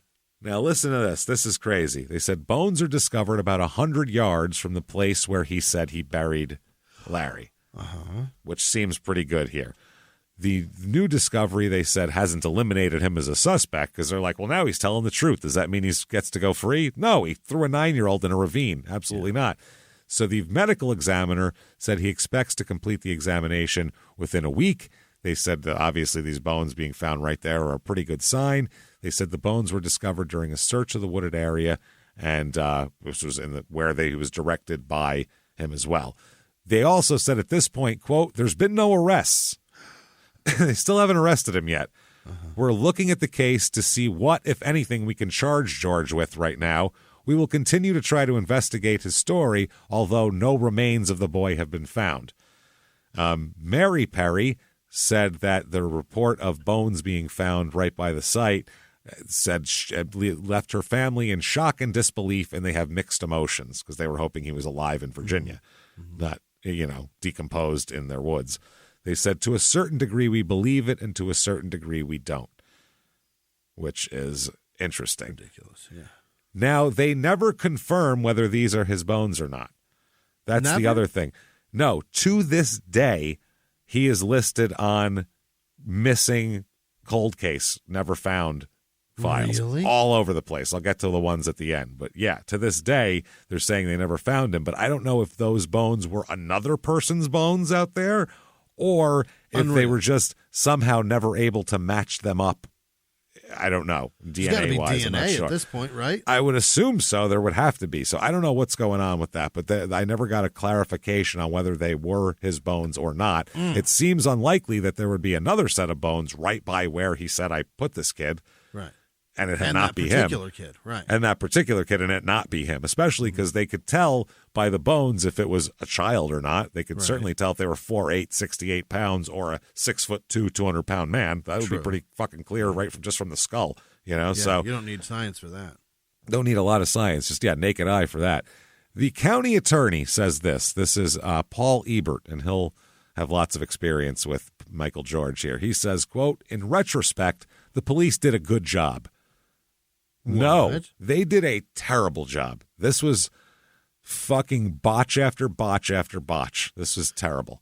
How do you say that with a straight face? Because he has to work with them all the time. Yeah. He's got a pension and shit. Yeah. Yeah, he's got. Plus, he just has to work with these homicide detectives and all that kind of thing. This is one of those cases with lots of leads. Absolutely not. There were 0 leads from day one. They had. He was seen with him. That's where they saw him running. He was seen with him last, and that's where the trail ended. There's no other fucking leads but that. Other than they had to check, is he with his mom? Is he with his dad? Is he with his aunt? No. Well, no more leads. And years of looking for him. Yeah, that's ridiculous. 2 years after the boy's disappearance, we were still getting reports that he was in different parts of the country, which happens with all missing kids. Of course, yeah. They say that all the time. Oh, my God, they found Madeline McCann in different countries for the last fucking 10 years. The kid, oh, God, the first milk carton kid, the one from New York City, that kid that they finally solved it like in the last 5 years. They found some maintenance guy that did it or whatever, but... That kid, it was the same thing. They were saying he was being spotted all over the world. It was ridiculous because just people had his face in their mind, and that's how it went. So he said after George was developed as a suspect, they worked the case. Oh, okay. So they did a great job, even though they didn't. They were still getting reports. I mean, they were silly reports that we get with every missing person, but I mean, shit, that had to waste our time. And then after he was developed, 3 years after the murder, let's say he killed a 9-year-old and buried him in the woods. What's that guy capable of? You think he's going to never do that again? Right. And just, Larry did something terrible to him. They had beef maybe and fucking settled it or what? Like terrible this guy, things are on the horizon. In the last 3 years, what could he have been doing here? So he's finally indicted by a grand jury on charges of murder, abduction, and failure to provide medical care to a minor. Without a body. Without a body. Now, here's the problem, though. Paul Ebert, the prosecutor who we talked about, he said that he believed he'd be unable to secure a conviction because no Prince William murder case had ever been successfully tried and got a guilty verdict with no body. No body, no crime. People say it all the time on this show for a reason. Holy. No body, no crime. They play that at the reggae festival, by the way. The reggae wine festival plays No Body, No Crime a lot. Fuck. So, would you say how many what? How say right before you said a number just a second ago. I missed the number. Oh, what number was that? I don't even remember what number. You said so many somethings, and then before. What? God damn it! I was so hung up on them not having the body. Now I've lost my train of thought. Well, he's got all these. It's never happened before. Never been tried successfully without a body. So not once. So they're going to allow him to plead guilty here, which honestly they don't really have a lot other than improper disposal of something. Yeah, but why would you plea at all? That's what I mean, because there's a kid involved, so they know that a jury might have a little. They know that it's not good for either of them. There's a lot of risk for everybody involved. If the jury just wants to get this guy because they think he did something to a kid, evidence be damned, they will, and the prosecutor knows he could get off scot-free if he tries to go for too much. So he is allowed to plead guilty to abduction and involuntary manslaughter, which is wild. And the Ebert here, the prosecutor, said, "We had no body, no witnesses, and only his statement that a crime had occurred. His attorney started feeling like a jury was not likely to let them walk, but we didn't really have enough evidence to get him convicted of murder. Manslaughter was the best we could do to get him off the streets." I don't even know that they've got enough evidence for that. They don't, and he knows it, so they're happy that he'll plead, because the prosecutors are like, this could be bad. I mean, he could get off scot-free, and then what if we get then we get more evidence, and then what? He's or we get him, we try him, he's not convicted, he's deemed not guilty, and then he goes off and does something worse. Exactly. So at least get him off the streets. So, wow, he pleads guilty. It's an agreement reached in February of, 1984, and the judge sentences him to, you, sir, may fuck off 5 years on the manslaughter charge. Holy shit. 5 years and a 10-year suspended sentence for the abduction charge. Suspended. So he gets 5 total. He's going to 5 serve 2 years. 5 fucking years for killing a 9-year-old. So or at let's least say, though, callously tossing a 9-year-old in a ravine. Let's say that they find everything, deem it him. They can't try him for murder now, right? I don't know. They already got him for involuntary manslaughter. Right. I think you only get one crack at that. So unbelievable. That is incredible. So the other one is suspended. So the prosecutor is quick to say to the press, well, if he screws up at all once he gets out, then he'll go back to prison because he's got a suspended sentence. So that's all you can say. that's fine. If he kills anybody else, then, don't worry. We'll get right back in there. He said that the kid accidentally shot himself, as we said in court, while playing with his gun. Said he must have been playing with it, playing cowboy or some shit, and accidentally shot himself. He thinks maybe he said he was twirling it around his finger, doing one of those, maybe trying to be like a cowboy. So George said he panicked and just dragged the body in the woods and didn't tell anybody about it for 3 years. So couldn't find him, and that's how it was. So that is 5 years. Unbelievable. 5 years. And they said they had no body, no witnesses. Their sole piece of evidence is the confession. Fuck what they're going to do. That's all the best they could do. So he comes up for parole, by the way, immediately after the first year, because back then it was like after 20% you started getting parole hearings. So he gets a parole hearing. He's denied parole twice. Okay. And then February 10th, 1986, after doing 2.5 years, Oh, my God. they said despite attempts from state prison officials to keep him incarcerated as long as they could, he was released after serving 2.5 years due to good behavior and time served awaiting trial. They couldn't keep him anymore. And that was now a man in his 20s that's killed a person. He had time served and good time, so they had to let him out after 2.5 years. And the chief probation and parole officer said they, quote, kept him as long as they could. That's what they said. We didn't want to let him go, but had to let him go. So he stays in Virginia, and this is crazy. He gets a job working as a computer operator. I don't know how this is possible. At the Quantico Marine Base. A man convicted of manslaughter. How the fuck does the federal government hire this man? A branch of the fucking armed forces hire this guy. Are there so few computer programmers that they need one that bad? I don't care how many computer programmers there are. We don't Not hire that the one? guy Yeah. who killed a 9-year-old. Let's Right. not have him.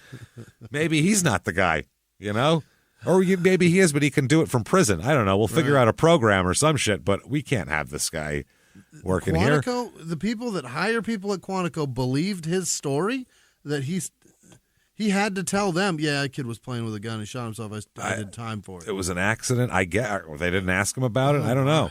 We know hooking him up to a lie detector won't help. It so won't matter anyway. Yeah. It's pretty fucking wild. And during this time, people say of him that he's known as just a loner. He doesn't date, has very few friends, goes about his business, works on computers. Yeah. We're getting a picture right now, aren't we? Yeah, We're all yeah. seeing this person. It's a bad person. Especially back then. Yeah. A computer weirdo in the 80s was like, whoa, you are like, this is well outside the bounds of normal society, what you're doing right now, just holding up in a room. Now it's normal, but then, so after all this, he gets out of prison. He tells everybody that he's become very religious. Oh. He's become religious now. Real so Jesus guy. no need to worry anymore. Okay. He's good. Good now. He's got this. He said he reads the Bible often, most of the time every day, usually at least for 15 to 20 minutes a day. Jesus. So, yeah, I'm good. He reads that a lot. Yeah. Jesus. He's like, yeah, Jesus. I read that guy's name all the time. A lot of Jesus in my life. Yep. So he worked there. He's making $20,000 a year, which isn't bad at the time. Mid-80s for money. He's doing all right. He is described by his people at work as very meticulous and intelligent. Okay. Now, this is fucked up. Okay. Stafford County. Go over to there. Authorities at this point here in the late 80s into 1990 are investigating a bunch of weird crimes. A series of abductions of teenage boys. Okay. None of whom were killed, but all of whom were abducted and all claimed to be abducted by a, quote, Rambo-like character. Yeah. Rambo, all these boys from different areas are all describing the same individual kidnapping them, and the same things are done to these boys as well. And we'll get into that. With a red bandana and a bandolier of bullets across his chest. Camouflage shirt, black gloves, dressed like Rambo. Okay. Camouflage. Back then, if you're camouflaged and you have a headband on, you're Rambo. That's it, period. So it's a very easy costume. very easy. So they said he was dressed in full camouflage gear, this guy. They all said a Rambo-like person. He's dressed like Rambo. That's what all the kids said. Camouflage, kidnapped these kids, drug them into the woods where he would handcuff them around trees and torture them sexually with stun guns. Oh, my. And molest them and do bad things to them while torturing them with stun guns as well. That's what that's what this Rambo person is into. That'll make you hate Sylvester Stallone forever. Oh, yeah, you're never going to go see Rocky V later on after that. You're done with him. You're done with Sly after that shit. So you just hear Adrian and you want no part of it anymore. So June 16th, 1990, there is a young man named Alexander Eugene Stanko. Fuck, I hate to screw up somebody's name, but obviously we screw up names a lot, but it's Sztanko. Stanko? Might be Chanko. Stanko, yeah, I'm not sure. But Alexander here, he's 15 years old on June 16th, 1990. He's a student at Potomac High School, just got done doing the 9th grade. School just ended. It's June 16th. He's real into riding dirt bikes. Hell yeah. Loves that, likes to bowl, sings in the choir, plays soccer, likes to shoot pool. The family got a pool table as like a family Christmas gift this year. Awesome. And he's been obsessed with playing pool, which is totally fucking awesome. He lives in the city of Manassas where they just moved. Okay. That's where they just went. They just moved there, but they come back because they did live in Woodbridge. Oh. So they come back to Woodbridge on Saturday, June 16th. Alex and his parents come over back to their old house to move out all the things they left behind. They still had some, odds and ends left behind in the house. So they arrive here at the address in Woodbridge. Alex decides to, he's going to go ride his dirt bike. Yeah. Taking the last spin through the old neighborhood. Awesome. And this neighborhood has power lines that cross his parents' property and extend into a wooded area traversed by a bunch of trails and shit like that. Yeah. It connects with the area in Dumfries. Mm-hmm. It's all together there. See what I'm saying? Yep, how that works? On the other side, yep. So Gail, Alexander's mother, said, he was very excited, Alexander, to enter the 10th grade. And he's usually not allowed to ride alone, but on this particular day, she allowed him to ride because some of his friends had taken off and he wanted to go catch up to his friends. So she said, okay, fine, go catch up to your friends. Yep. So Mr. and Mrs. Stanko, I hope, last saw Alex at about 2 p.m. when he rode into the woods, which is normal. Teenage boy on a dirt bike riding into the woods. I've seen that. Normal day, yep. Seen that a million times growing up. Very normal. Alex's father said, quote, maybe a half hour or an hour later, he heard 2 gunshots coming from the wooded area. Oh. Which, again, is not uncommon as well. People target shoot, people hunt, people do all sorts of shit. Sure. So, again, not uncommon, not really drawing any attention, just said, oh, I heard a couple of gunshots. So he is doing that, driving his dirt bike. He doesn't come back, though. Alexander never comes back at all. By that evening, his parents are very worried, obviously. They're calling police. Next day at 10:45 a.m., the police are aware that he's missing, and they are looking for him, basically. Mm-hmm. They've been told he's disappeared by the woods, so there's cops kind of driving the perimeter of the woods, seeing if anybody's coming in and out of the trails, asking them, have you seen this person, and all that kind of shit, listening for dirt bikes. Because on a dirt bike in the wood, he could have fallen and hurt himself and be stuck in the woods with a fucking broken leg right now. That's highly possible. That's the price you pay when you go out by yourself on a dirt bike. Exactly. When you ride alone, you could be stuck out there somewhere. So they don't know if he's hurt, if he's in danger, if there's foul play. He's a teenager, too. He could be anywhere, for Christ's sake. A teenager could run away, especially if He moved to a new neighborhood. Yeah. Now he's hanging out with his old friends. He could say, I'm not going, man. I'm staying with you guys. Kid's got a dirt bike. He can do whatever he wants at this Fuck point. yeah. That's what the kid in Terminator did. He had a dirt bike and he ran everywhere with You that can thing. fight a robot. You can drink Mad Dog 2020. You can smoke cigarettes. You can finger a chick. You can do anything when you got a dirt bike. All That's the kinds thing. of shit. Yeah. That's when you're 15 with a dirt bike, man. You can sky's the fill the limit. day. Yeah. You could be the best hitter in Little League, and if you're on the Bad News Bears, you could do anything. So that day, this is Corporal Joseph Dillon. He's out looking around for Alex. Okay, he observes a silver and blue Ford Bronco. Remember that one? Parked off to the side of Cardinal Drive, which is the street that Alex came from here, near the woods into which Alex had ridden. So, hey, let's talk to him. So this Dillon, this Corporal Dillon, he sees the vehicle parked in the same location he saw it the day before, and now he sees it again 3:30 p.m. the next day. So Dillon pulls in behind the vehicle and runs the tag.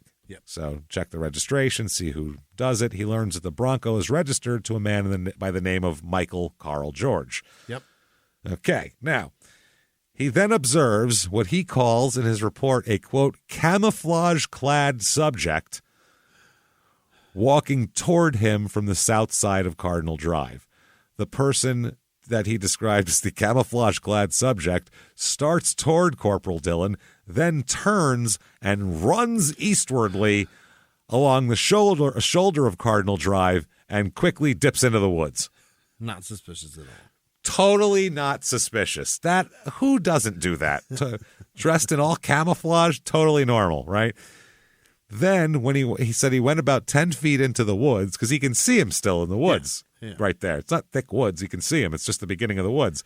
So Corporal Dillon says he runs about 10 feet into the woods, this guy. Then he said the camouflage-clad subject, quote, knelt down for a few seconds, then came up and walked quickly deeper into the woods and turned and started walking back to Dillon's direction. Knelt down, then popped up, walked deeper into the woods, then turned around and started walking toward the cop again. Okay. So what does that tell you? He did some shit. Ditching something, probably. Yeah. That's where's your, if it was like live PD, you go, where's your meth? Where'd you put it? Did you throw your meth away? Yeah. Where'd you put the drugs? Where'd you put your meth in the swamp in Florida? Come on, tell us where it is.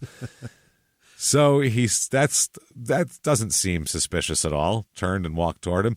He said this person was crouched as he was moving through the woods. Oh. Which is, a strange way to move, especially in camouflage. He said it made it appear to Corporal Dillon that he didn't want to be seen. He's like, I could see him the whole time, but I don't think he knew I could see him.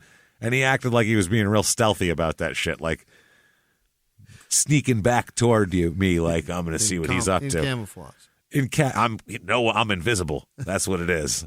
I'm like the Predator. I'm invisible. Yeah. Yep. That's a camouflage shirt I bought at Walmart for $3.99 is an invisibility cloak where the police can never find me. Nobody can see me. Yeah, he didn't want to be seen. So he ends up, obviously, Dillon gets out and he goes, hey, stupid, get over here. The fuck are you doing? I can still see you. I can smell you. You're 15 feet away.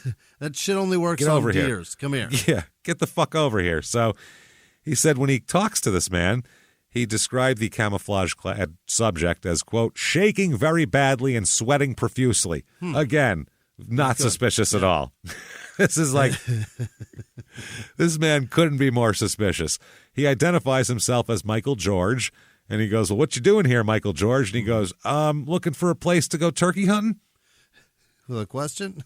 Yeah, right? Yeah. And they were like, really? Okay. To the camouflaged out, running away from cops? That's how you turkey hunt? Weird. Right.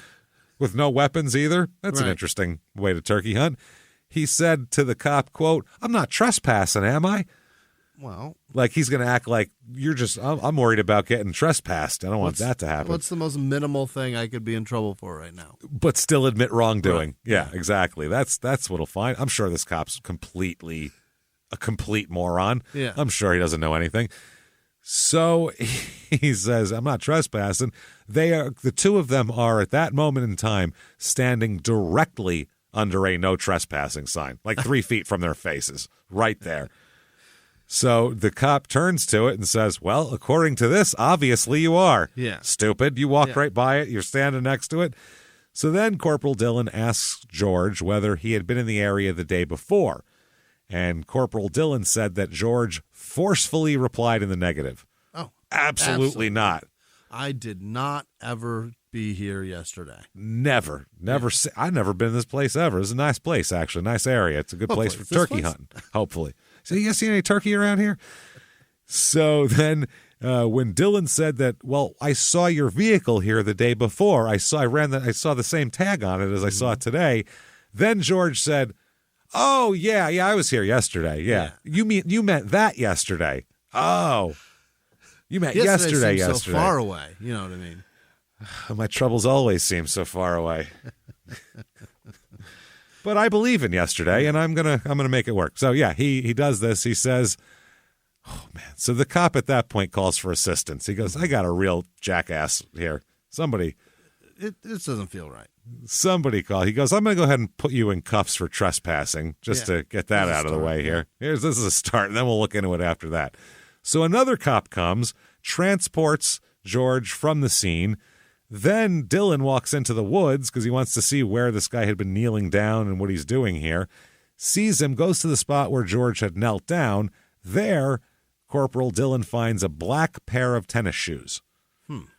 Now, Camouflage Man was wearing shoes. Right. So it's not like he came out barefoot and here's his shoes. He's got another pair.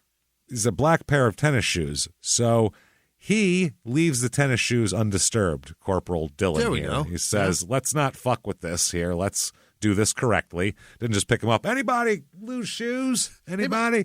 Who's got cold feet? Who's got anybody been walking barefoot up and down the road? So now they bring a bloodhound in because now they know they exist from 10 years ago. Remember finally. those dogs?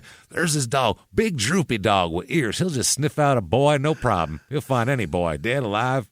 Boy finder, we call them. Boy finding dogs.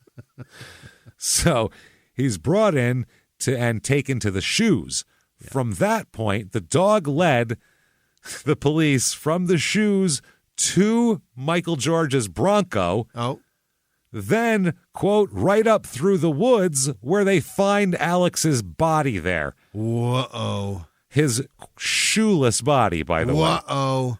Yes, his shoeless, and there is a differing reports on whether he was fully clothed or not, or some reports have him shirtless and shoeless. Some say fully clothed, just shoeless. Okay. So, not sure. But definitely his shoes. And definitely his body, and yeah, the dog. So those dogs work pretty good, don't they? Very, very well. Yeah, they're not bad. Yeah, they went. By the way, it doesn't look good for Michael George to have the dog go to his truck, then to his body, straight to his truck. Just connected everybody together there. So yeah, the cops are very, very interested in him.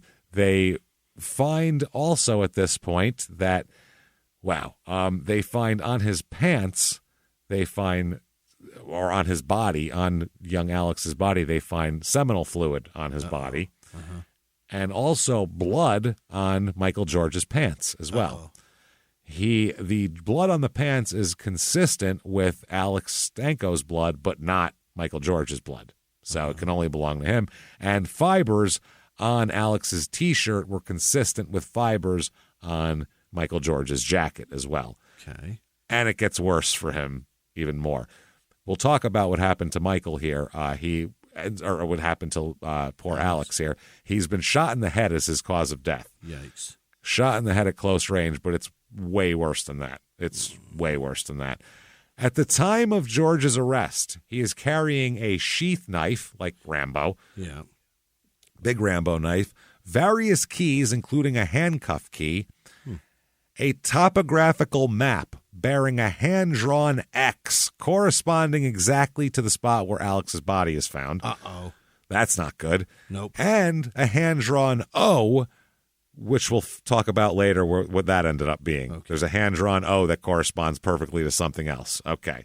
Now, a search of his Bronco, which was at the scene, reveals a machete, a tear gas canister, and an electrical stun gun that's 50,000 volts. That's a lot. That's a big one. That's a big one. Yes. So, They find Alex's body, like I said. At first they wouldn't comment on any of the cause of death or anything like that, but they said they were going to do the autopsy and figured it out.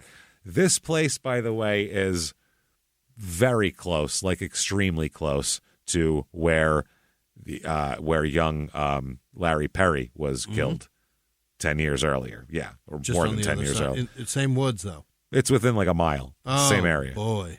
Same area. Very, very close. Very, very close. So when also in his car was survival gear, hacksaws, maps, ropes, lights, shit like that. Like he was going to be Rambo. Yeah. He thinks he's fucking Rambo. He does. So after questioning, they're going to go ahead and charge Michael George with murder here because he admits a lot of what happened here. Because we've got a body. His motorcycle, by the way, or his helmet, they said was never found at the time. Neither were found at the time, the motorcycle nor the helmet that the kid rode into the woods on. But we'll find out what happened to those because it's very interesting. Now, what happened to poor Alex here? This part is where you want to probably go ahead and fast forward a couple minutes if you're sensitive to some things because this is a real rough one. Alex had suffered a single gunshot wound to the head from a 9mm automatic. They said that would have caused immediate loss of consciousness and very quick death from this gunshot. So that's good. But before that, he was tortured quite a bit. There are abrasions of his penis, which are consistent with being repeatedly burned with the stun gun. In the dick? He was shocking this kid's genitalia with a 50,000 volt stun gun over and over again. Wow. Over and over to the point of burning him severely. He was still alive when his penis injuries were inflicted and obviously would have been terribly painful. Oh, God. This is the reason why he couldn't do anything to fight it off, Alex, is because he was handcuffed to a tree while this is going on. Handcuffed to a tree. He also sexually assaults him. There's rape involved, from what we understand. He tortured him. He cut him with a machete on various parts of his body. Just sliced him up here and there. Beat him unmercifully, and then repeatedly shocked his genitalia with a stun gun. And sexually assaulted him, and then shoots him in the head. And then this took a while. Audacity to ask, "Am I trespassing?" Am I trespassing? Wow. Yeah. This motherfucker is evil. Sick. Yeah. Evil. And guess what? This has grown. This has progressed. He now, think about it. Rambo, stun guns, teenagers. He's now killing them rather than letting them go because they're letting them go. There was a lot of reports of him. So this is terrible. This is bad. Boy. So what Michael George will say is that Alex eventually began to cry for help, which made him pull out his Beretta that he was carrying with him and shoot him once in the head, killing him. That's why. God forbid, while you torture him for... This took a long time, man. This took a long time. And there was one gunshot that killed him? Single gunshot to the head. Somebody said they heard two gunshots. Perhaps one was to try to calm him down or shut him up? Possibly. That's possible. Shot? Who knows? Yeah. Yeah, that's a fact as well, too. Or very to good. Stop him on the dirt bike. Maybe to stop him on the dirt bike. Well, from what I understand, that's a different thing here, the dirt bike. Because the gunshots were together, too. They were close. So who knows? Yeah, he might have fired one up in the air, said shut the fuck up, and the kid didn't shut up, and then he shot him. I'm not sure. Wow. So after collecting all of his stuff here, because he brought all this shit with him to do this in the woods, George left the crime scene and just left Alex handcuffed to the tree. Or left him tied to the tree. He secured his wrists with the handcuffs and all that, and I think he tied him later on. This is fucking gross. Semen found on the boy's T-shirt and on George's clothing indicates, obviously, that it belongs to Michael George here. So the motorcycle, police couldn't find the motorcycle or the helmet. Now, on the evening that Alex disappeared, coincidentally, in a nearby place, a group of young people were drinking beer and swimming. All right, which is what you're supposed to be doing in the power lines, not fucking molesting kids. So they spotted a motorcycle and a helmet as they were leaving the woods in a Jeep. Just these are Yeah, just sitting there in a heavily wooded area. They said they were located, quote, up in the woods off the main path, hidden from common observation. One of the member of the group took the helmet, put it in the Jeep, and another one got on the motorcycle and started it up and took off with it. Somebody just left these things in the woods. Yeah, but when you so we can just take it now. That guy's real close by and probably going to be mad when he comes and finds out that we're fucking Maybe. with his shit. These are teenage woods beer drinking, swimming fucking scumbags. They Assholes, don't care. yeah. They don't give a shit. They take the motorcycle. Woo! So they kept the motorcycle and helmet until Monday morning when they learned from news reports that the motorcycle and helmet were involved in a young boy's, in a 15-year-old's murder and are being sought vigorously by the police. Oh, dear God. And they've probably fucked up evidence now that they put their hands all over it and shit, too. Probably bent a handlebar or something's wrong with that bike now. No shit. So thankfully, though, these kids they're not totals. I mean, stealing a motorcycle and drinking beer in the woods is way different than I don't care if some kid gets killed. So but now they get their hands all over this shit. Yep, but 3 members of the group go to the police station and report everything that happened. They tell them we have the motorcycle if you want it. And are bad, okay? Yeah. Thought it was a good finders keepers moment. Guess not. Creating really great retail experiences is tough, especially with multiple stores, teams of staff, fulfillment centers, separate workflows. It's a lot. But with Shopify Point of Sale, you can do it all without complexity. And let's face it, acquiring new customers is expensive. With Shopify POS, you can keep shoppers coming back with personalized experiences and first-party data that give marketing teams a competitive edge. In fact, it's proven, based on a report from EY, businesses on Shopify POS see real results, like 22% better total cost of ownership and benefits, equivalent to an 8.9% uplift in sales on average relative to the market set surveyed. Want more?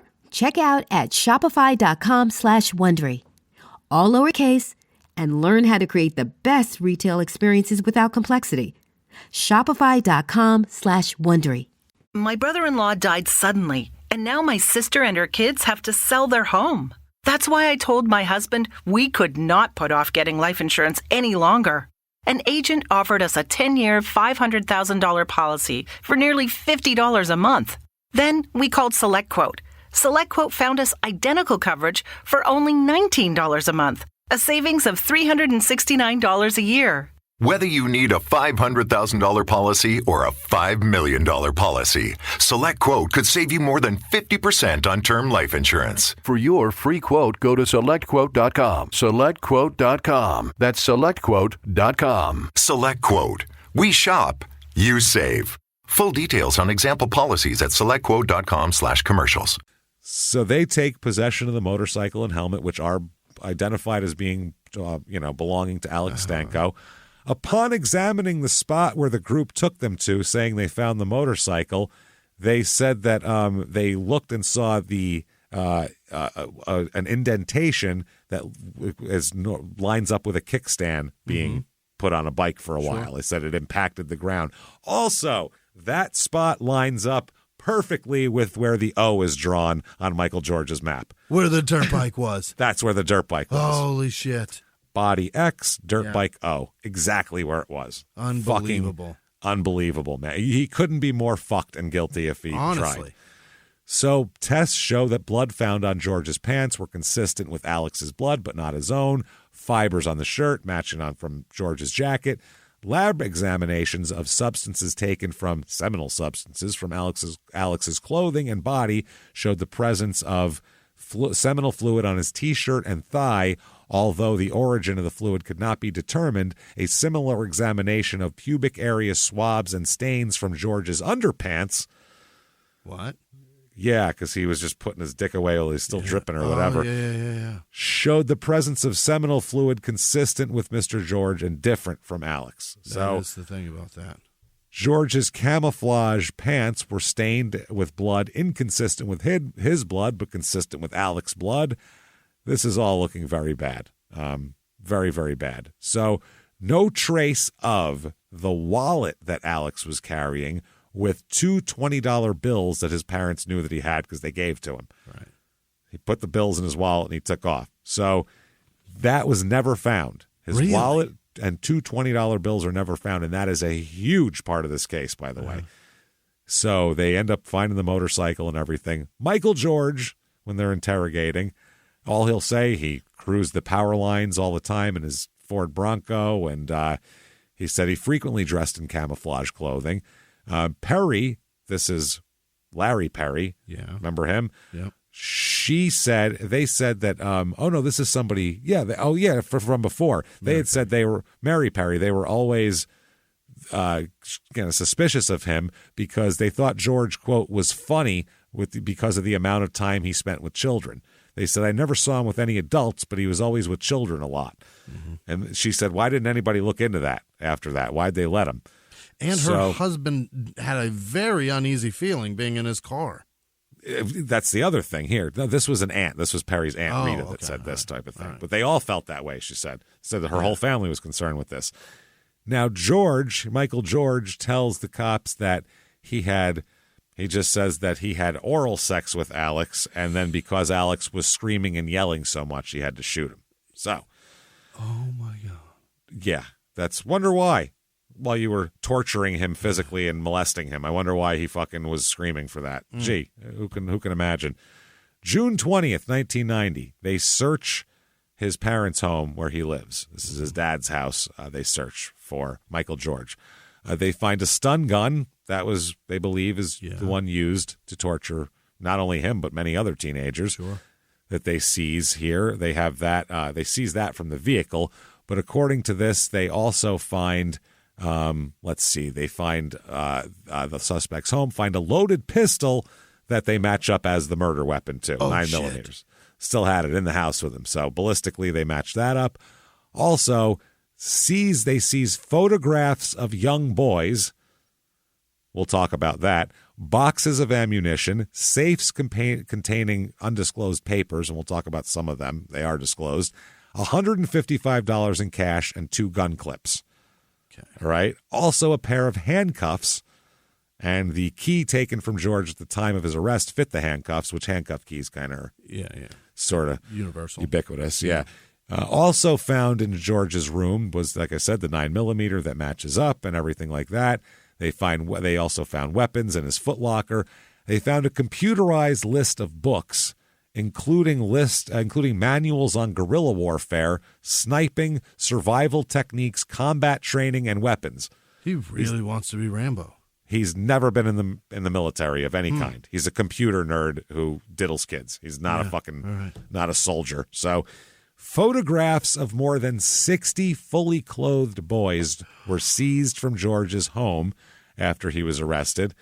They said that this is the fucked up part. Now you're going to say, oh, so what? He's cutting shit out of catalogs. Anybody could do that. No.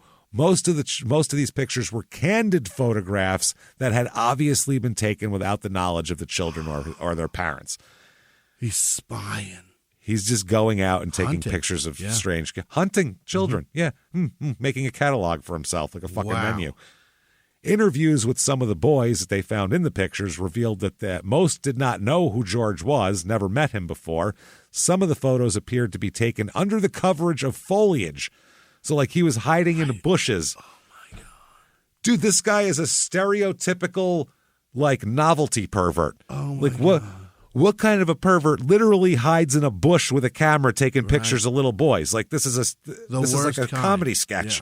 Yeah. It's so ridiculous. It's fucking insane. Wow. So, yikes. Now, one woman here, a Penny Marie Presti, told the police that she had seen George try to take her 9-year-old son's photograph the previous fall when the child played in the backyard of their home near Quantico where George worked. When she walked outside, George quickly left, she said. He was coming up trying to... got caught. He's like, oh, I'm not taking pictures of your kid. Don't worry about it. He's taking pictures of this tree. It's gorgeous. Look at it. From the inside, though, it's prettier. You know what I mean? This is pretty bush from the inside. Wow. So he's indicted, obviously, for this. And the county attorney, still Paul Ebert, by the way. Is that right? Still the same guy. Oh, we know him way too familiarly. Yeah, he's like, I don't know. Did my best. Yeah. Well, he said, I'm pleased we have a capital murder indictment now. Are you pleased? Yeah, now? he's now, as opposed to before. He said, this office intends to press for the death penalty, which he's got to right his wrongs here because he let this happen as what he's got to be. You got to be thinking, fuck, I could, maybe I could have put him away forever. He's also charged with robbery and abduction with intent to defile. That sounds gross. Use of a firearm in the commission of a felony and possession of a firearm by a convicted felon, mind you, as well. So they said that they're going to say that he was robbed before. That's why they're going to go for the death penalty, because he robbed the kid, too. Right, for $40. Now he also says, this is another thing, George says, yes, I killed the kid. Yes, he still says Larry Perry was an accident. That was an accident. Yeah. I killed this kid, though, and I've killed a third person, too, by the way. Uh-oh. Yeah, and the police and the prosecutors didn't disclose the name of the person he said he killed there, and they said they're not contemplating a second murder charge against him at the moment because they don't know what's up with that, his I killed a third person bullshit. They said they plan to introduce evidence, though, that George has admitted killing 3 people. We'll throw that in there if they'll let us. They said, we don't even know if that person exists, so we're not sure. We'll get into the details of that in a second, too. So they said that they're going to go to trial here, obviously, and for a capital murder charge, which isn't really good for him, clearly. I feel like he's going to lose his job at Quantico. The Marine base cannot keep him on after this. So they filed this. The documents say the prosecution plans to introduce evidence to show that George attempted to solicit a young man to allow the defendant to perform oral sodomy upon the young man. Yeah. They also depict George as a man with a history of cruelty to animals who maintained pictures of young boys in his room, photographed a young boy he did not know while he was playing, and wrote a story of a boy being pursued in the woods by someone or something. He writes stories of, like, terrified boys, and he's the monster. This guy's a fucking menace. Monster. Yeah. And also they're investigating the rash of, quote, Rambo robberies and tortures that he was doing to stun gunning kids and molesting them and handcuffing them to trees. Because they figure that can't be a coincidence. So they say they're definitely going for the death penalty here. Ebert says, quote, if he hadn't, this is the prosecutor in case you're not on board with him being the prosecutor yet. Old Ebert here. He says, if he hadn't been apprehended by good police work and good luck, he was well on his way to becoming a serial killer if he isn't one already. He has done 2 murders and apparently has talked about others. Experience shows that the more these people kill, the easier it becomes. These are not the only 2 people he's killed. No, Sorry. That's impossible. That's impossible. It's fucking impossible. And he starts to talk about that in jail, but not until he tries to kill himself in there. Oh. Tries to slit his wrists in jail and slit his throat, too. Really? June 26th, 1990. Yes. The superintendent of county adult detention said that he slashed his throat early on a Sunday evening with a razor blade broken from a plastic disposable razor. Same way Rhode Island guy tried it. He said, then they had the exact same quote, too. Quote, there's no way the staff could have anticipated or stopped George from taking the action he did. The disposable razors have been routinely issued to inmates as part of their personal grooming package. It's almost like people might kill themselves with a razor. It's weird. And we can't ever predict that. You gave them a fucking knife in prison. That is crazy. So then he's also charged with felony possession of a knife or tool by a prisoner, which carries a maximum term of 5 years as well. So, yeah, he tried to slit his throat shortly after this, and he says he's innocent and tried to kill himself because he was upset about media reports that he tortured the boy. That's what he told the public after that. Now, he told fellow inmates some different shit, though. What did he tell them? Many of them.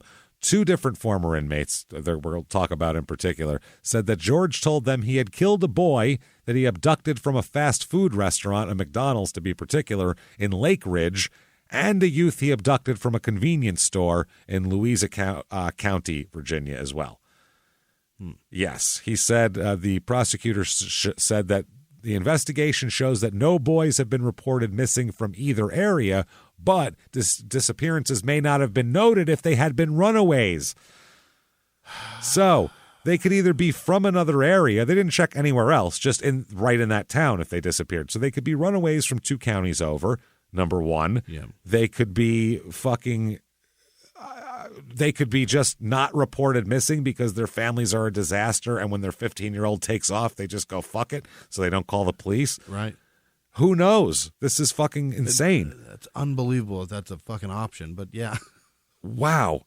He also, Michael George, told the other inmates that he killed Andy Stanko as well. Uh-huh. He said, this is what he told Roger Lee Settle, who's his roommate here, I guess his cellmate, not really roommate. It's his roommate, Jimmy. They share a nice share a nice 2-bedroom over on the west side. You eat my noodles, they had my name on them. You eat my noodles, we're going to have a fight. Either way, you're fighting, I guess. He said, quote, he said his first impression was to have sex with the boy. Yes, George told Roger Settle that he had, quote, stopped Alex and got his attention, then grabbed him and dragged him off his bike back into the woods to have sex with him. Oh, boy. Jesus Christ. That's George, rape. That's called kidnapping, rape, all sorts of shit. Intent to defile is a good way to put it. Yeah. George also told Settle that he sodomized Alex, stunned the boy in his private parts several times, then shot him in the head. So he told him all the info that nobody knew outside of the killer and the cops here. So he told him also that, man, he dragged him off the bike. He described that. He said that that the bike and the helmet ended up where they were was about 20 to 25 feet from the trail through the woods, so he drug that into there too. The ground between the trail and the location of the motorcycle was covered with a lot of thick foliage, which bore evidence that a wheeled vehicle had traversed the area. So there, it was 0.5 of a mile from where the body was found. So it didn't take him very far, a little over half a mile. Yeah. So George denies responsibility for the crime, which is ridiculous. And by the way, spent shell casings from the pistol recovered from his home conclusively established that was the murder weapon. He saved his shell casings. That's nice. So there's all sorts of, obviously, evidence here. They said that it was discovered that the prosecutors could only seek a death sentence if they could prove George had stolen something from him, though.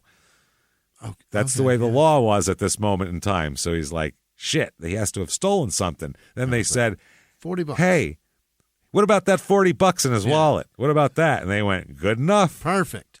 You mix it with that. So they said, what about the kid he said he picked up from a McDonald's in Woodbridge and then killed him within the last 10 years since he got out of prison? And they said, we'll deal with that later. Fuck it. Who cares? Don't worry about it. Then they're looking into cold cases. There's a separate investigation now by authorities in Oklahoma City where he spent a bunch of years that they're saying that maybe he could have done anything there too. These kids come from everywhere because the highway runs through there. So one of his defense attorneys, though, said he first heard of the alleged statements that he killed other people just now. He said, quote, the third victim comes as a complete surprise to me.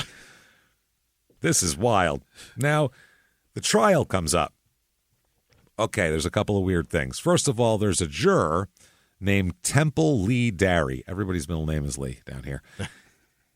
He said when they asked him anything you have to say, he said, quote, this is while he's being, questioned as a juror, I do have one thing to say. My son was a pallbearer for this young man that was killed.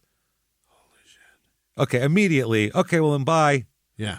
Have a good one. Yeah.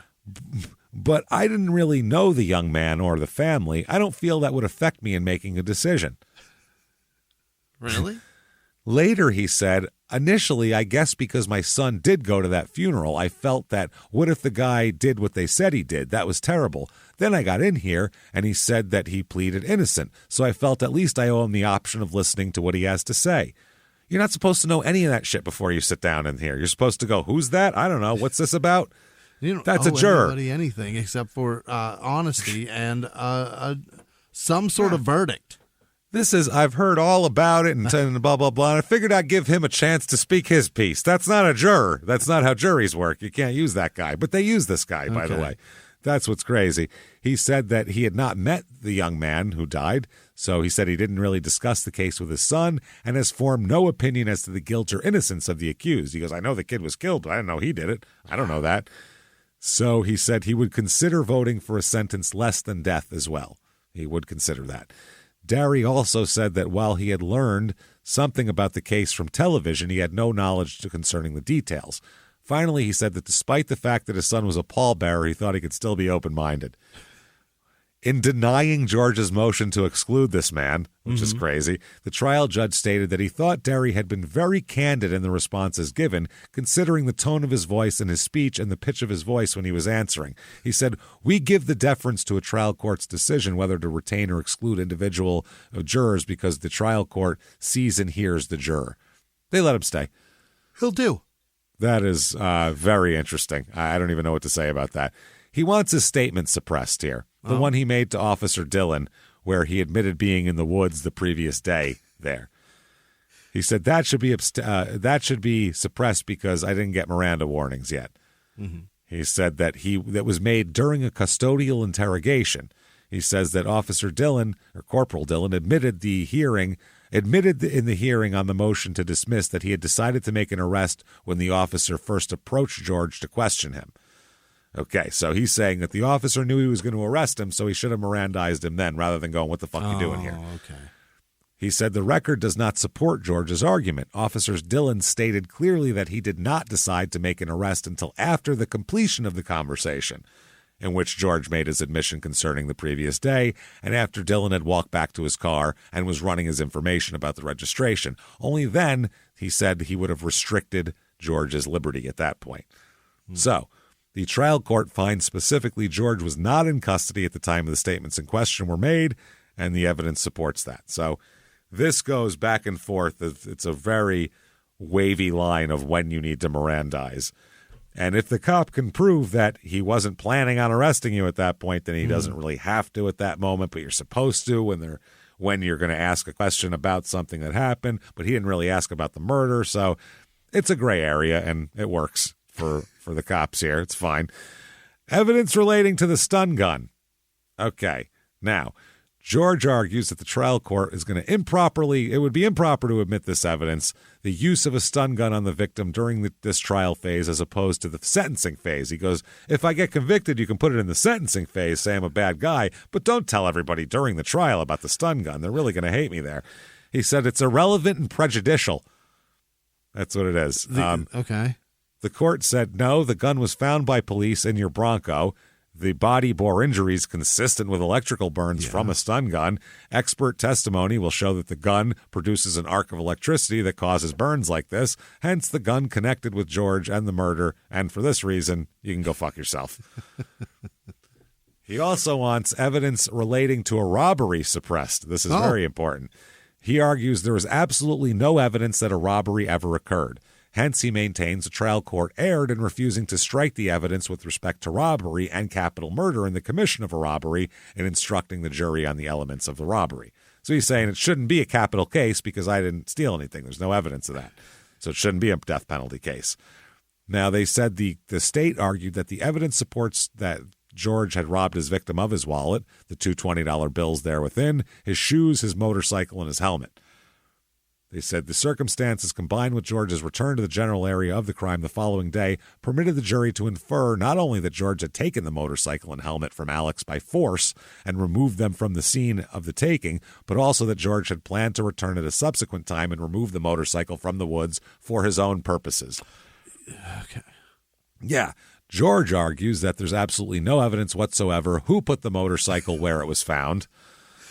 Except for the circle on the map, man. Except you made an O, you dipshit.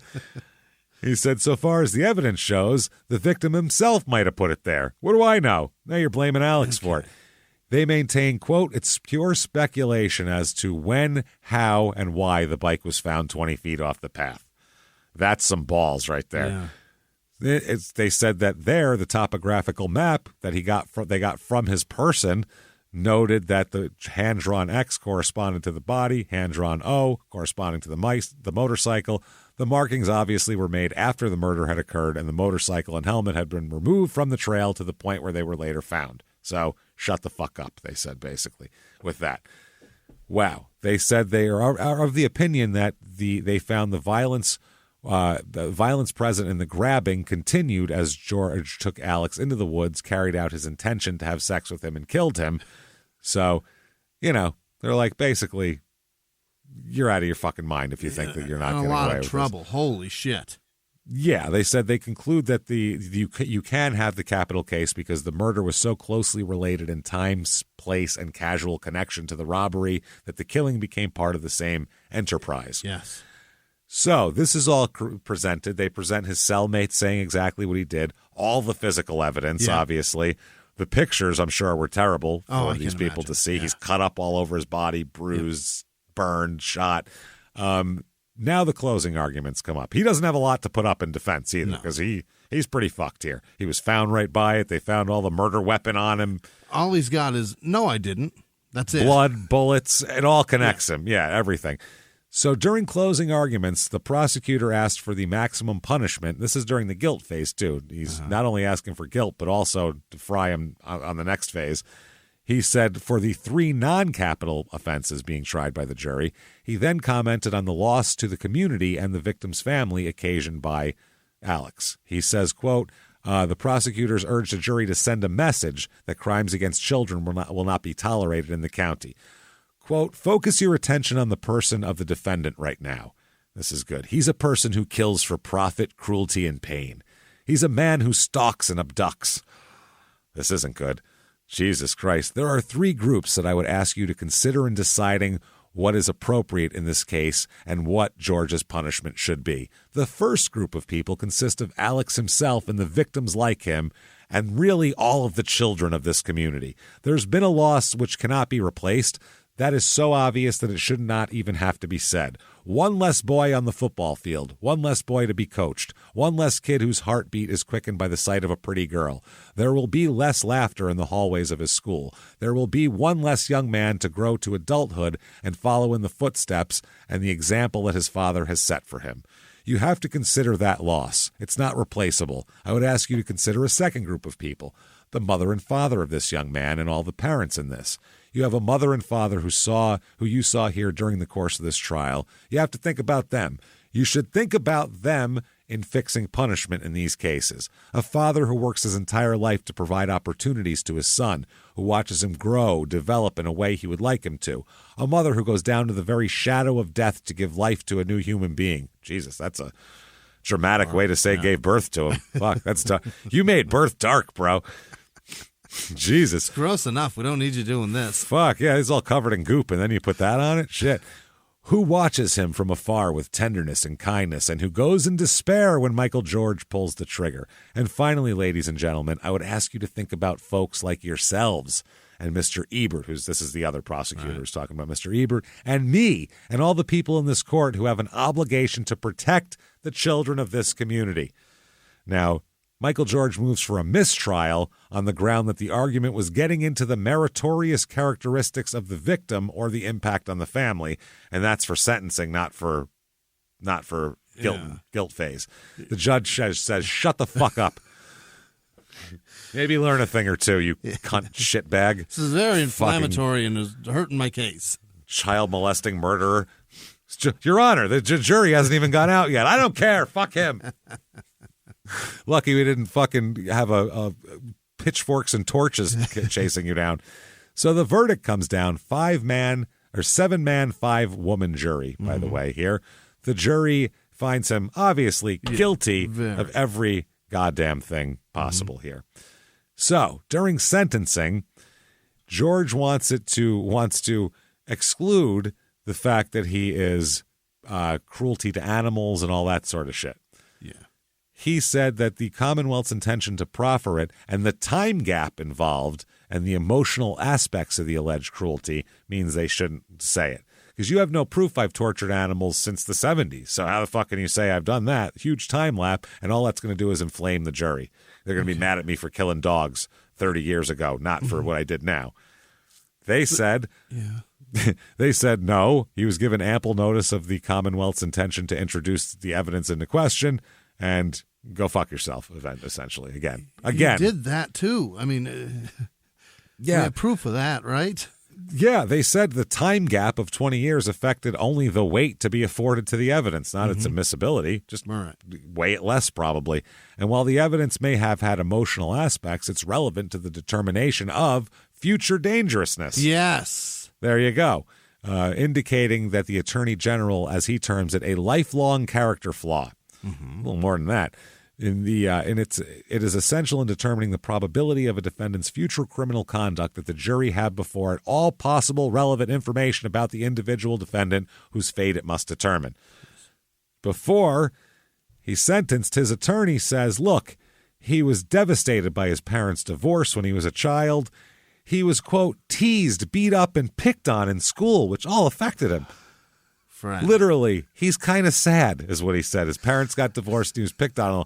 Join the club of millions, you cocksucker. Honest to Christ. And how that many makes kids would be cuffed to trees? Right. Lash out at society in this fashion? Holy. At other children? Right. So, wow. His defense attorney also argued that George was emotionally torn as a child, and he's never healed. Okay. He said, quote, there really were two sides to Mr. George.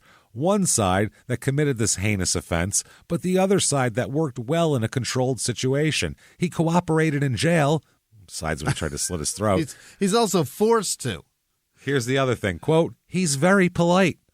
Oh, well, never mind. Oh, he's polite? He apologizes a lot when he tases your balls. I saw him call a woman ma'am, so we should probably let him go, I think.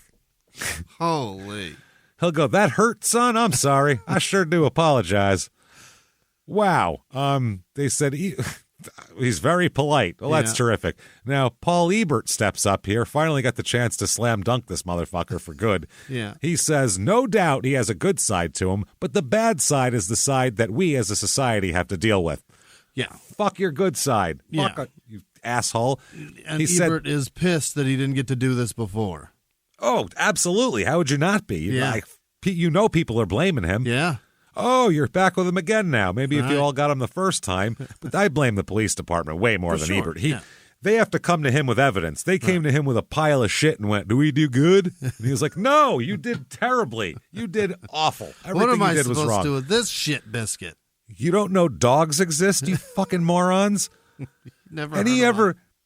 Who here's ever gone bird hunting, huh? Right. What the fuck do the dogs do? Huh? You think they can only find birds, stupid? So he says that no doubt he has a good side. And then he says, this case of all cases I've had is the most heinous. This man is dangerous and society is better off without him. He killed at random and he killed young people. Yeah. So the jury deliberates less than 75 minutes. Yay. On this, on a death penalty. Boy. That's a bad sign. The jury finds both future dangerous and vileness as well, and they sentence him, you, sir, may fuck off, death in the electric chair. Hey, in the chair. Eat all the dicks. Holy. It'll end up being lethal injection in like the next 2 years in Virginia. So the chair is off the table. But at first, that must have felt good to say, electric chair with you, cocksucker. Remember when you electrocuted kids? Well, shocked them. Electrocuted means murder, but whatever. Yeah, we're really going to fucking stick it to you. A little extra. We're going to put a little extra one on the balls there for you, Chief. We're going to actually electrocute you. And this is one we've talked about it a million times. Neither of us are death penalty enthusiasts. Neither of us are protesting outside every single execution. Right. We fall somewhere in the middle of I don't like this because they can't apply it fairly and they fuck up too often. But this is one of those cases where you have a guy who 1,000,000% did this. Yeah. 1,000,000% killed another kid. Right.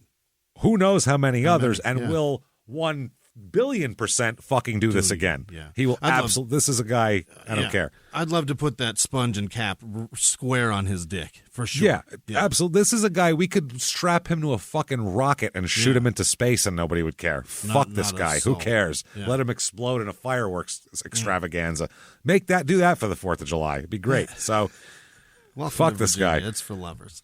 It's for lovers. And look at how beautiful them fireworks are. Come for our fireworks. Now, Alexander's mom said, we feel a great sense of relief after that, which at least there's something.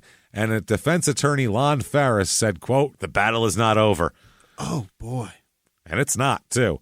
April 9th, 1993, he is going to get a little lucky here. The Virginia Supreme Court stays the execution of him here, according to that he did not request a lawyer for a second round of appeals after his direct appeal was turned down by the U.S. Supreme Court. And they say set aside his execution date because he didn't have a lawyer when he should have had a lawyer. George initially said he wanted to die, but then 2 weeks after the date was set, he requested to file an appeal, and then he asked for a stay so he could have adequate time to prepare his case. So it's all on him. He delayed this. Yeah. But the stay request was turned down, but then approved by the Virginia Supreme Court. He had a lawyer, though, so why doesn't he have one now? It's a different lawyer for appeals than regular. A lot of times you have different specialties there. Okay. So June of 1994, it's still going on. Yeah. See, this whole thing's dragging on. The U.S. Supreme Court refuses to hear his appeal, finally. The court's action was taken without comment, and they said, no, go back to that. So now he gets another execution date set. Right. June 21st, 1995, execution delayed again.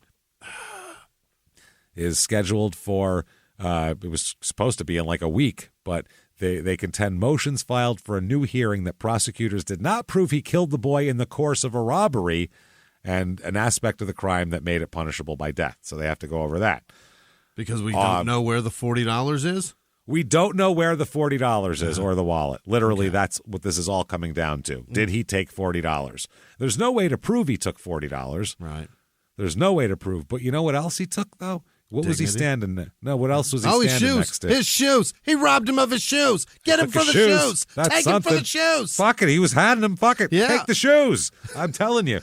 Who cares? Shoes off his feet. Good enough. Fuck it. Yeah. October 12th, 1995, a federal judge refuses to hear an appeal from George here.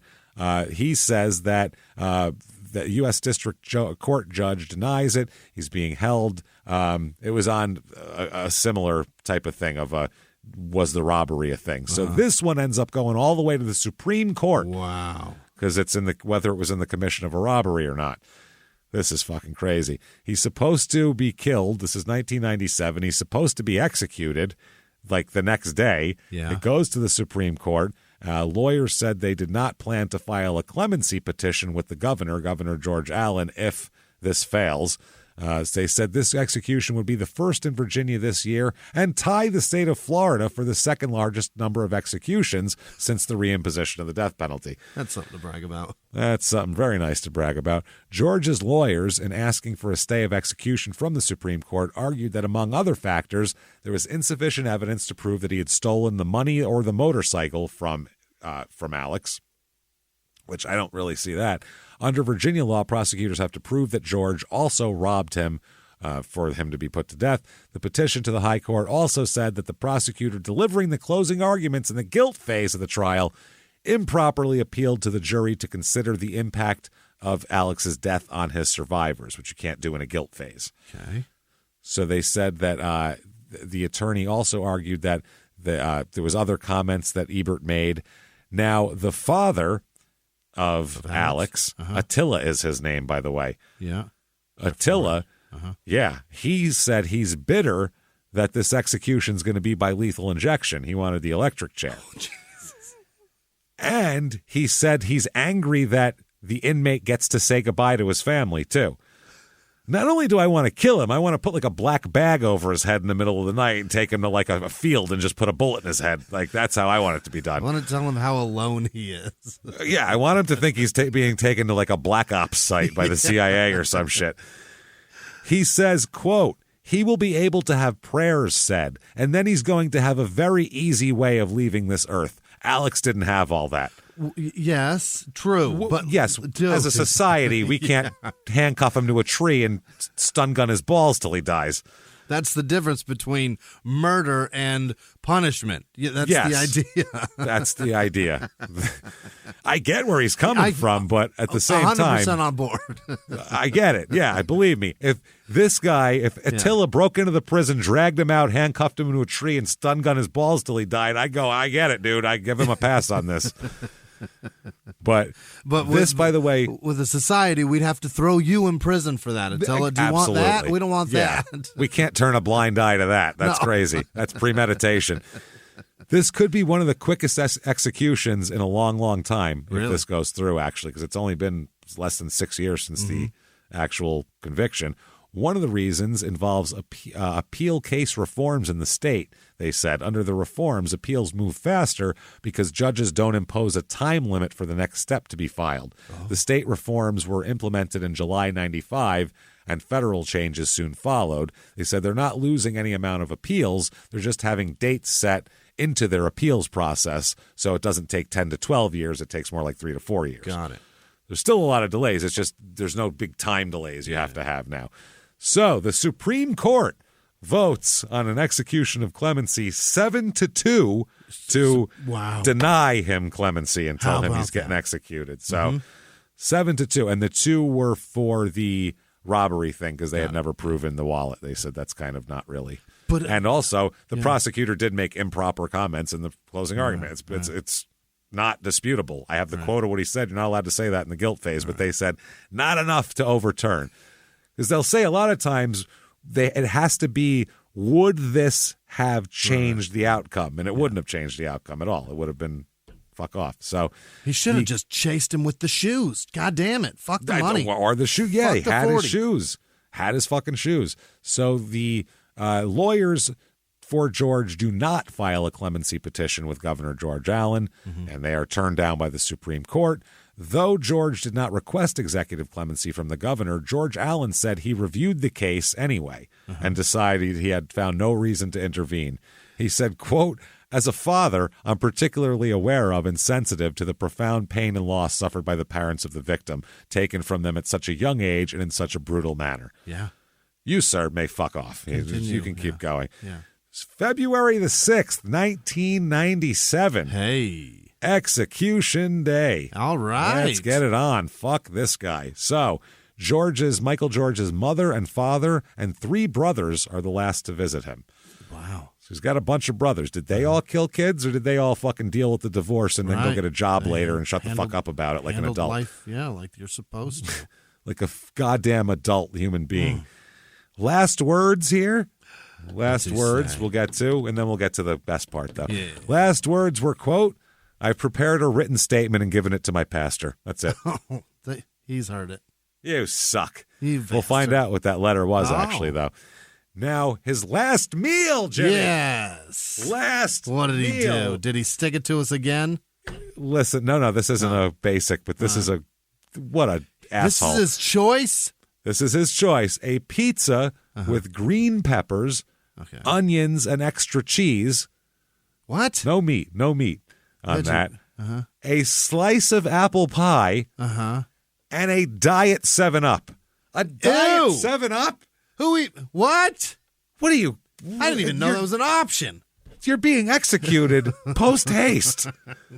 Take the within calories, a few hours. you fucking asshole. What are we talking about? Have some sugar. What the fuck? I don't care if you're a full-blown diabetic.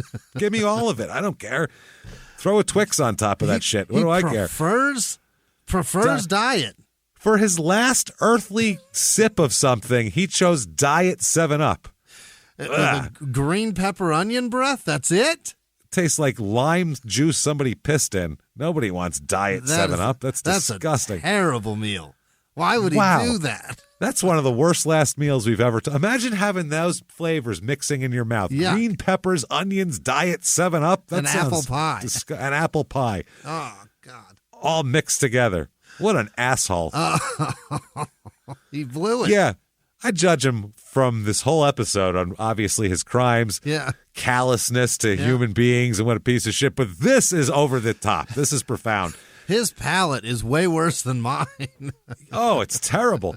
When people go to the Supreme Court for a stay of execution, they should say, "What do you plan on having for your last meal?" And Let's if they say this that, doesn't work.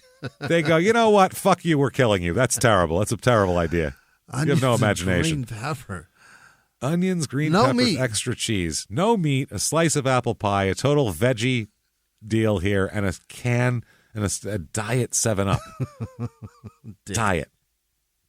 What do you kill kids or something? You monster? Yeah. That sounds like the lunch of a kid diddler, doesn't it? Yeah. I like it with just onions and peppers, and I get a slice of apple pie on the side. And if I don't love Diet 7-Up, keeps the weight off of my Diet hips. 7-Up. Kids don't like fat guys. You know what I mean? trying to keep it hot for the afterlife. Yeah, Jesus, keeping it tight for the afterlife, baby. That's his slogan. He's got fucking T-shirts made up, tight for the afterlife. What a piece of shit. So he's finally laid down at 9:18 p.m. He is pronounced dead from lethal injection. And good riddance, fuckhead. Yeah. Don't care at all about this guy. He would have done it again for less. sure, obvious. How many other people did he kill, Jimmy? How many other people did he kill? No idea. You don't go, I'll take someone, drag them into the woods, handcuff them to a fucking tree, beat them, cut them with a machete because I know what I'm into now and I know the thing that gets me off, which is beating, cutting with a machete, stun gunning to the balls. All that shit progressed. Right. And then killing them. He's done this so a lot. Times. A lot. This is disturbing. And we know he kidnapped tons of kids and took them into the woods and stun gunned them. Who knows how many he killed in different areas. The Rambo rapes. Oh, God. Yikes. So reactions here. A delegate, I guess this is, for the state here, witnessed the execution for Prince William County. He said, "This is my first execution. It's a very sobering experience. It brings an end to a very tragic killing. Unfortunately, probably it will never bring closure to the grief the family of the young boy will have to go through." Right. Well, no shit, yeah. Forever. So finally here, the letter that he wrote. Yeah, what'd he say? He wrote a letter. It was delivered by his minister to to Alex's parents. That's who he wrote the letter to. His last statements to Alex's parents. It's a 1-page letter delivered to Gail and Attila, and it recognized that they might not be able to grant his request, but he wants forgiveness from them. Oh. So the mother, Gail, said, if this is something that made it easier for him to accept his fate and allowed him to die with some sense of hope, for that reason alone it has some merit. Now, the boy's father, though, Attila, as we know... He's not so easy to crack. Oh, no. He doesn't play that shit. He's an angry foreign man, it sounds like. And he said the letter doesn't erase his anger at all. He doesn't care. He said, quote, "I felt just like I did before. It doesn't help Alex at all." Absolutely. Gail, though, the mother said it appeared George thought about what he wanted to say for a long time and was trying to express remorse. She didn't want the typewritten letter published out of respect for what she presumed were George's wishes. Oh. She said it's going to take some time to get everything in perspective. That's a very nice woman. Yeah. It's a very nice person. He must have said, I have nothing to say to anybody but you, or something to that effect in the letter. You know what I mean? It had to be an admission. Yeah. No, and it had to be an admission and a remorseful something. It's what the parole board wants to hear, yet exactly. There isn't a parole board for this, Nope. sir. Nope. At least he didn't say, "Hey, fuck you, I did torture your boy," and because there's some killers do that shit. Right. That Albert Fish letter, horrific. And at least he actually... Right. I don't know. I don't know what that is. I don't know if that's... I don't know if that's trying to get, if you get a sudden burst of religion in you and you're trying to get right with the afterlife or some shit. Possible, I don't know. Yeah. I'm not sure how that shit works, but there was an editorial about this, just a scathing editorial about he should have never been out in the fucking first place here. Well, obviously. Yeah, they said George was allowed, I'll give you a quote here from this. George was allowed to plead guilty to involuntary manslaughter and serve just 2.5 years of a 5-year sentence. This is from the Paducah Sun, by the way. Yeah. Even allowing for the apparent weakness of the case because of the lack of body, the penalty was absurdly light. It was the sentencing guidelines of involuntary manslaughter. This is let me make myself sound. This is what politicians do. I'm going to say something that's obviously not reasonable, but gets an emotional reaction out of you, even though logically it was impossible for this thing that I'm talking about to be done. Here's what I wish. Yeah, here's what I wish. And the release of such a man on an unsuspecting public was inexcusable. Worse still, incidents of this sort are all too common. They happen all over the country, leaving anguished victims and the public at large to wonder why the state did not act decisively to prevent a criminal from repeating his crimes when it had them in hand. Virginia finally did in the case of Michael Carl George by applying the ultimate deterrent. The man's crimes may have provided that state a valuable lesson. We hope Kentucky, noting its own set of failures, has learned something as well, because this is from Paducah. Mm-hmm. But there is nothing you can learn from that. You can learn how to investigate a fucking child's disappearance better. Yeah, right. You can learn fucking dogs exist. Yeah. you can learn. You can learn that when you do poorly investigate and you don't have a body and you have shitty evidence. No evidence whatsoever. When a guy goes in, fucking, you better have a better way of having sentencing guidelines because that guy's just getting right back out. You got to work harder. That's all. And the problem is under involuntary manslaughter, a lot of times when they charge involuntary manslaughter, it's tragic circumstances that are, you feel just as bad for the person who killed the person as the person who died. Sometimes it's I killed my friend by accident by doing this, and it wasn't trying to kill him. Obviously, it was some irresponsibility or and he got lumped into those sentencing guidelines. So that's it. That's all you can do. It's the way he was sentenced. It's the way he served the time. For Christ's sake. Gee, I don't know. Maybe if the cops investigated it properly from the very fucking beginning, they would have been able to figure it out and gather some goddamn evidence if 3 years didn't go by before they even fucking talked to the murderer. Maybe that would have been, or even searched him. If you go looking at 11 p.m. when a 9-year-old is missing, maybe you find something. Maybe anything. Maybe you stick with it that night and you stay out there. So it's Larry Perry, by the way. Larry Wayne Perry, still listed as a cold case all over the place. Says we know what happened. It's not a cold case. No. Maybe the body, we don't know what's up with the body, but we definitely know what happened to him. Yeah. So it's weird that it's a cold case still. And they're saying he'd be this old today and all that. He's not alive. We know he's not alive. Right. Use some taxpayer money and test those fucking bones.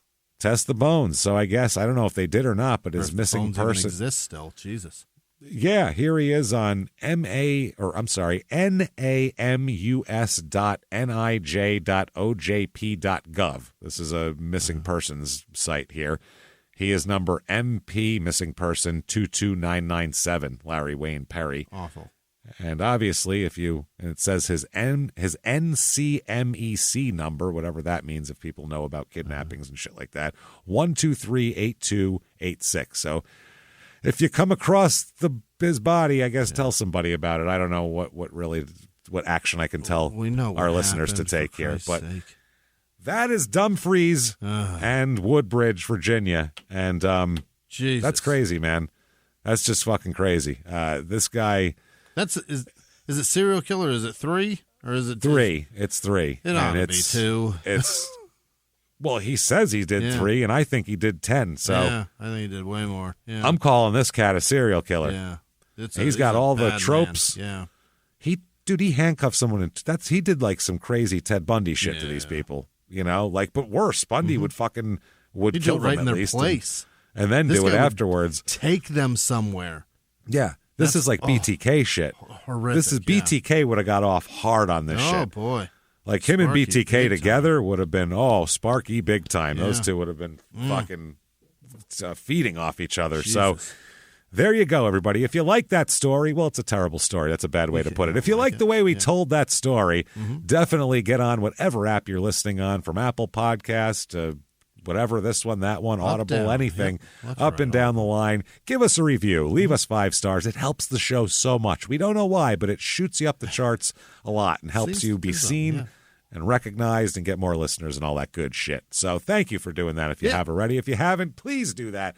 5 stars, as well as follow us on social media. We are at Small Town Murder on Instagram, at Murder Small on Twitter, at Small Town Pod on Facebook. Right. You can follow us there. Keep up with the shows. Keep up with the live shows, because you also want to go to shutupandgivememurder.com and get your tickets to all the live shows. Yeah. And we have tons of them left, but a lot of them are sold out. Right. The next one with tickets available, August the 12th, Chicago. Hey. Chicago. Help make this our biggest show ever. We love it. People go, what's the biggest show you ever did? Fucking Chicago, we want to say to people. So get in there. We're going to do a Chicago-only live show. It's the only place in the country that you're going to get to see this live show this year.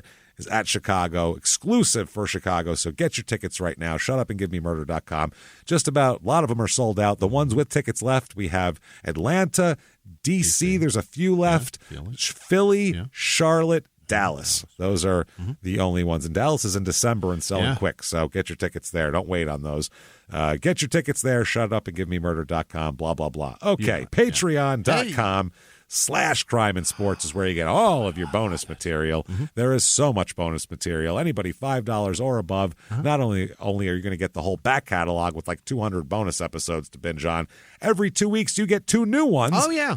one small-town murder, and one crime and sports, and you get access to both of them. They're all yours, anything we put out bonus-wise. And this week is no different for crime and sports, which you're going to get. We're going to talk about players who have been caught paying for sex in embarrassing ways. There's so many of them, and some of them are so ridiculous and funny. How they try to get out of it, what the shit they say. It's not what you think. You're not what you think. When they get caught, it's so funny. So we'll talk all about that. For Small Town Murder, it's Casey Anthony time. We're going to talk about her. We're going to talk about her bullshit documentary that she made where she tried to say a bunch of shit. And we'll talk about the actual facts because I have a lot of them, and I've read several books and read all the court stuff and every document available. It doesn't look good for her. Wow, is she full of shit. It's amazing. We'll get into all of that, obviously, here. Patreon.com/crime and sports is where you get all that. And you get a shout-out. Oh, you bet. Jimmy's going to mispronounce your name, and you're going to get that shout-out right fucking now.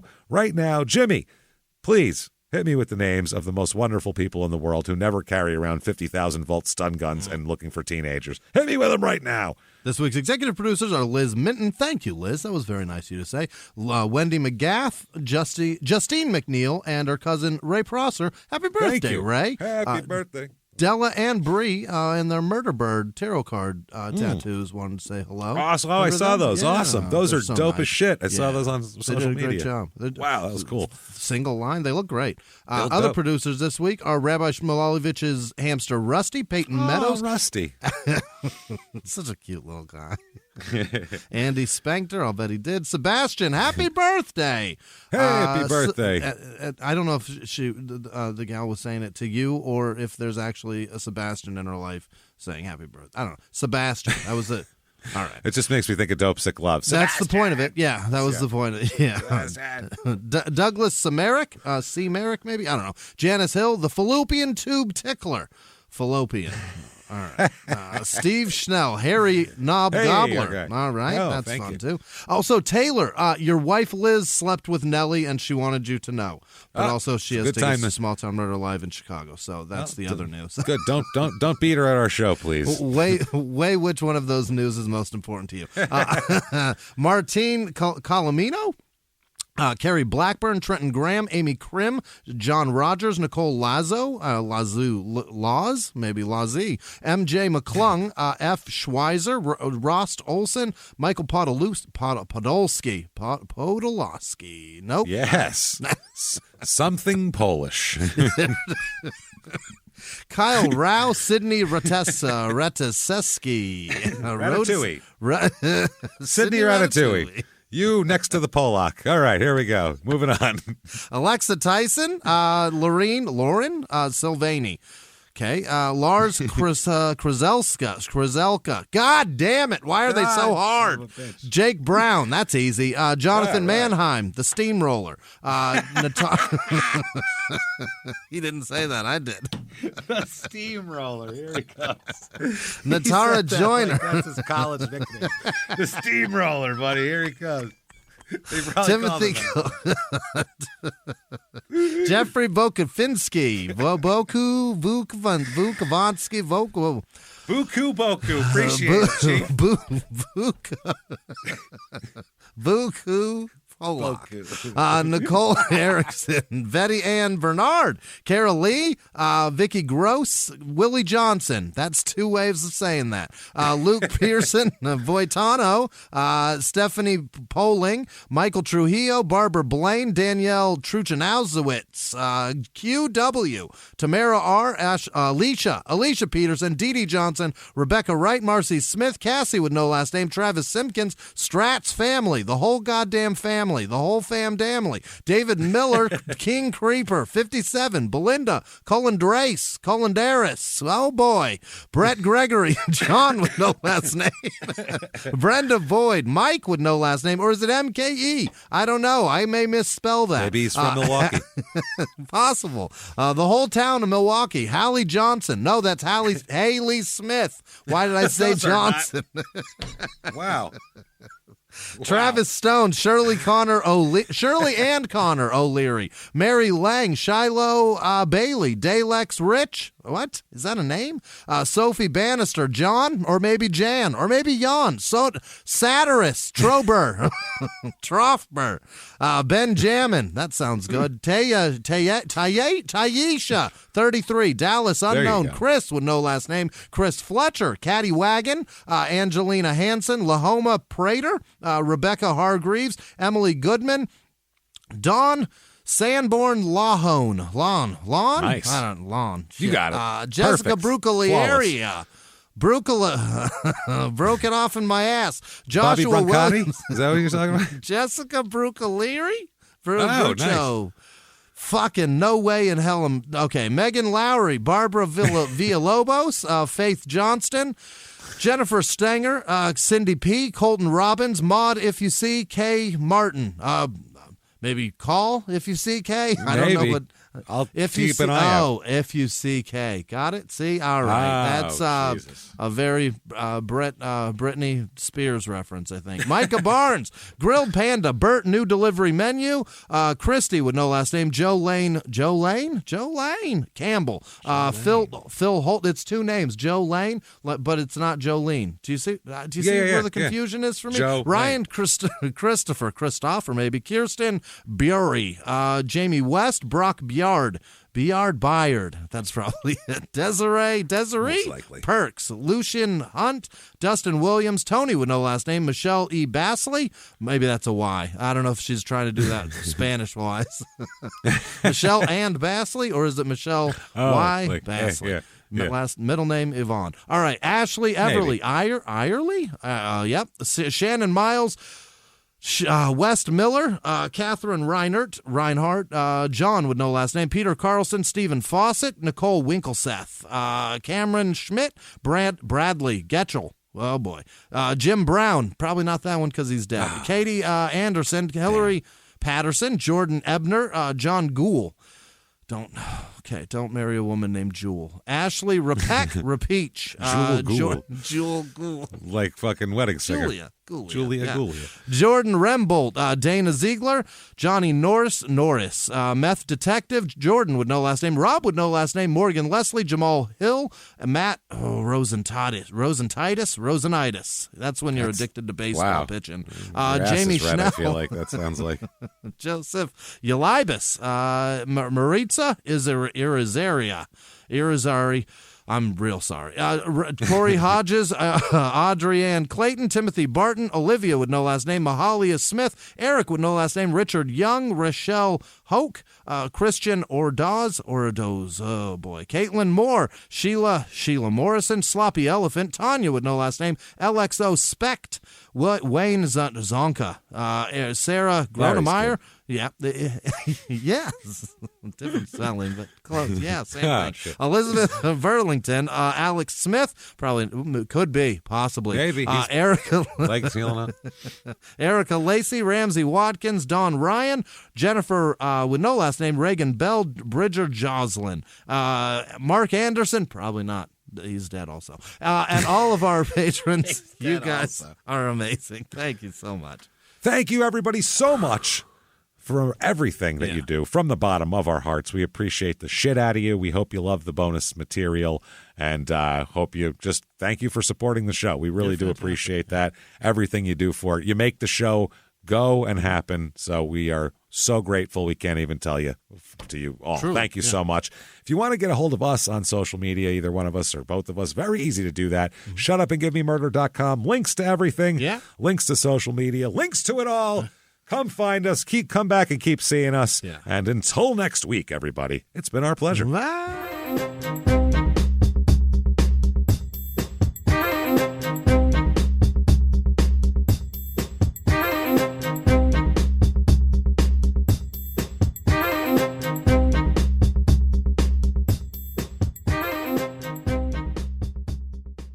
If you like Small Town Murder, you can listen early and ad-free now by joining Wondery Plus in the Wondery app or on Apple Podcasts. Prime members can listen early and ad-free on Amazon Music. Before you go, tell us about yourself by filling out a short survey at Wondery.com/survey. In the 1980s, a rosé swept the country. Hey, Mike, I really like this White Zinfandel. Well, good. Now put it down. We're going to try another one. White Zin became America's top-selling wine. But most don't know that this sweet drink has a sour history.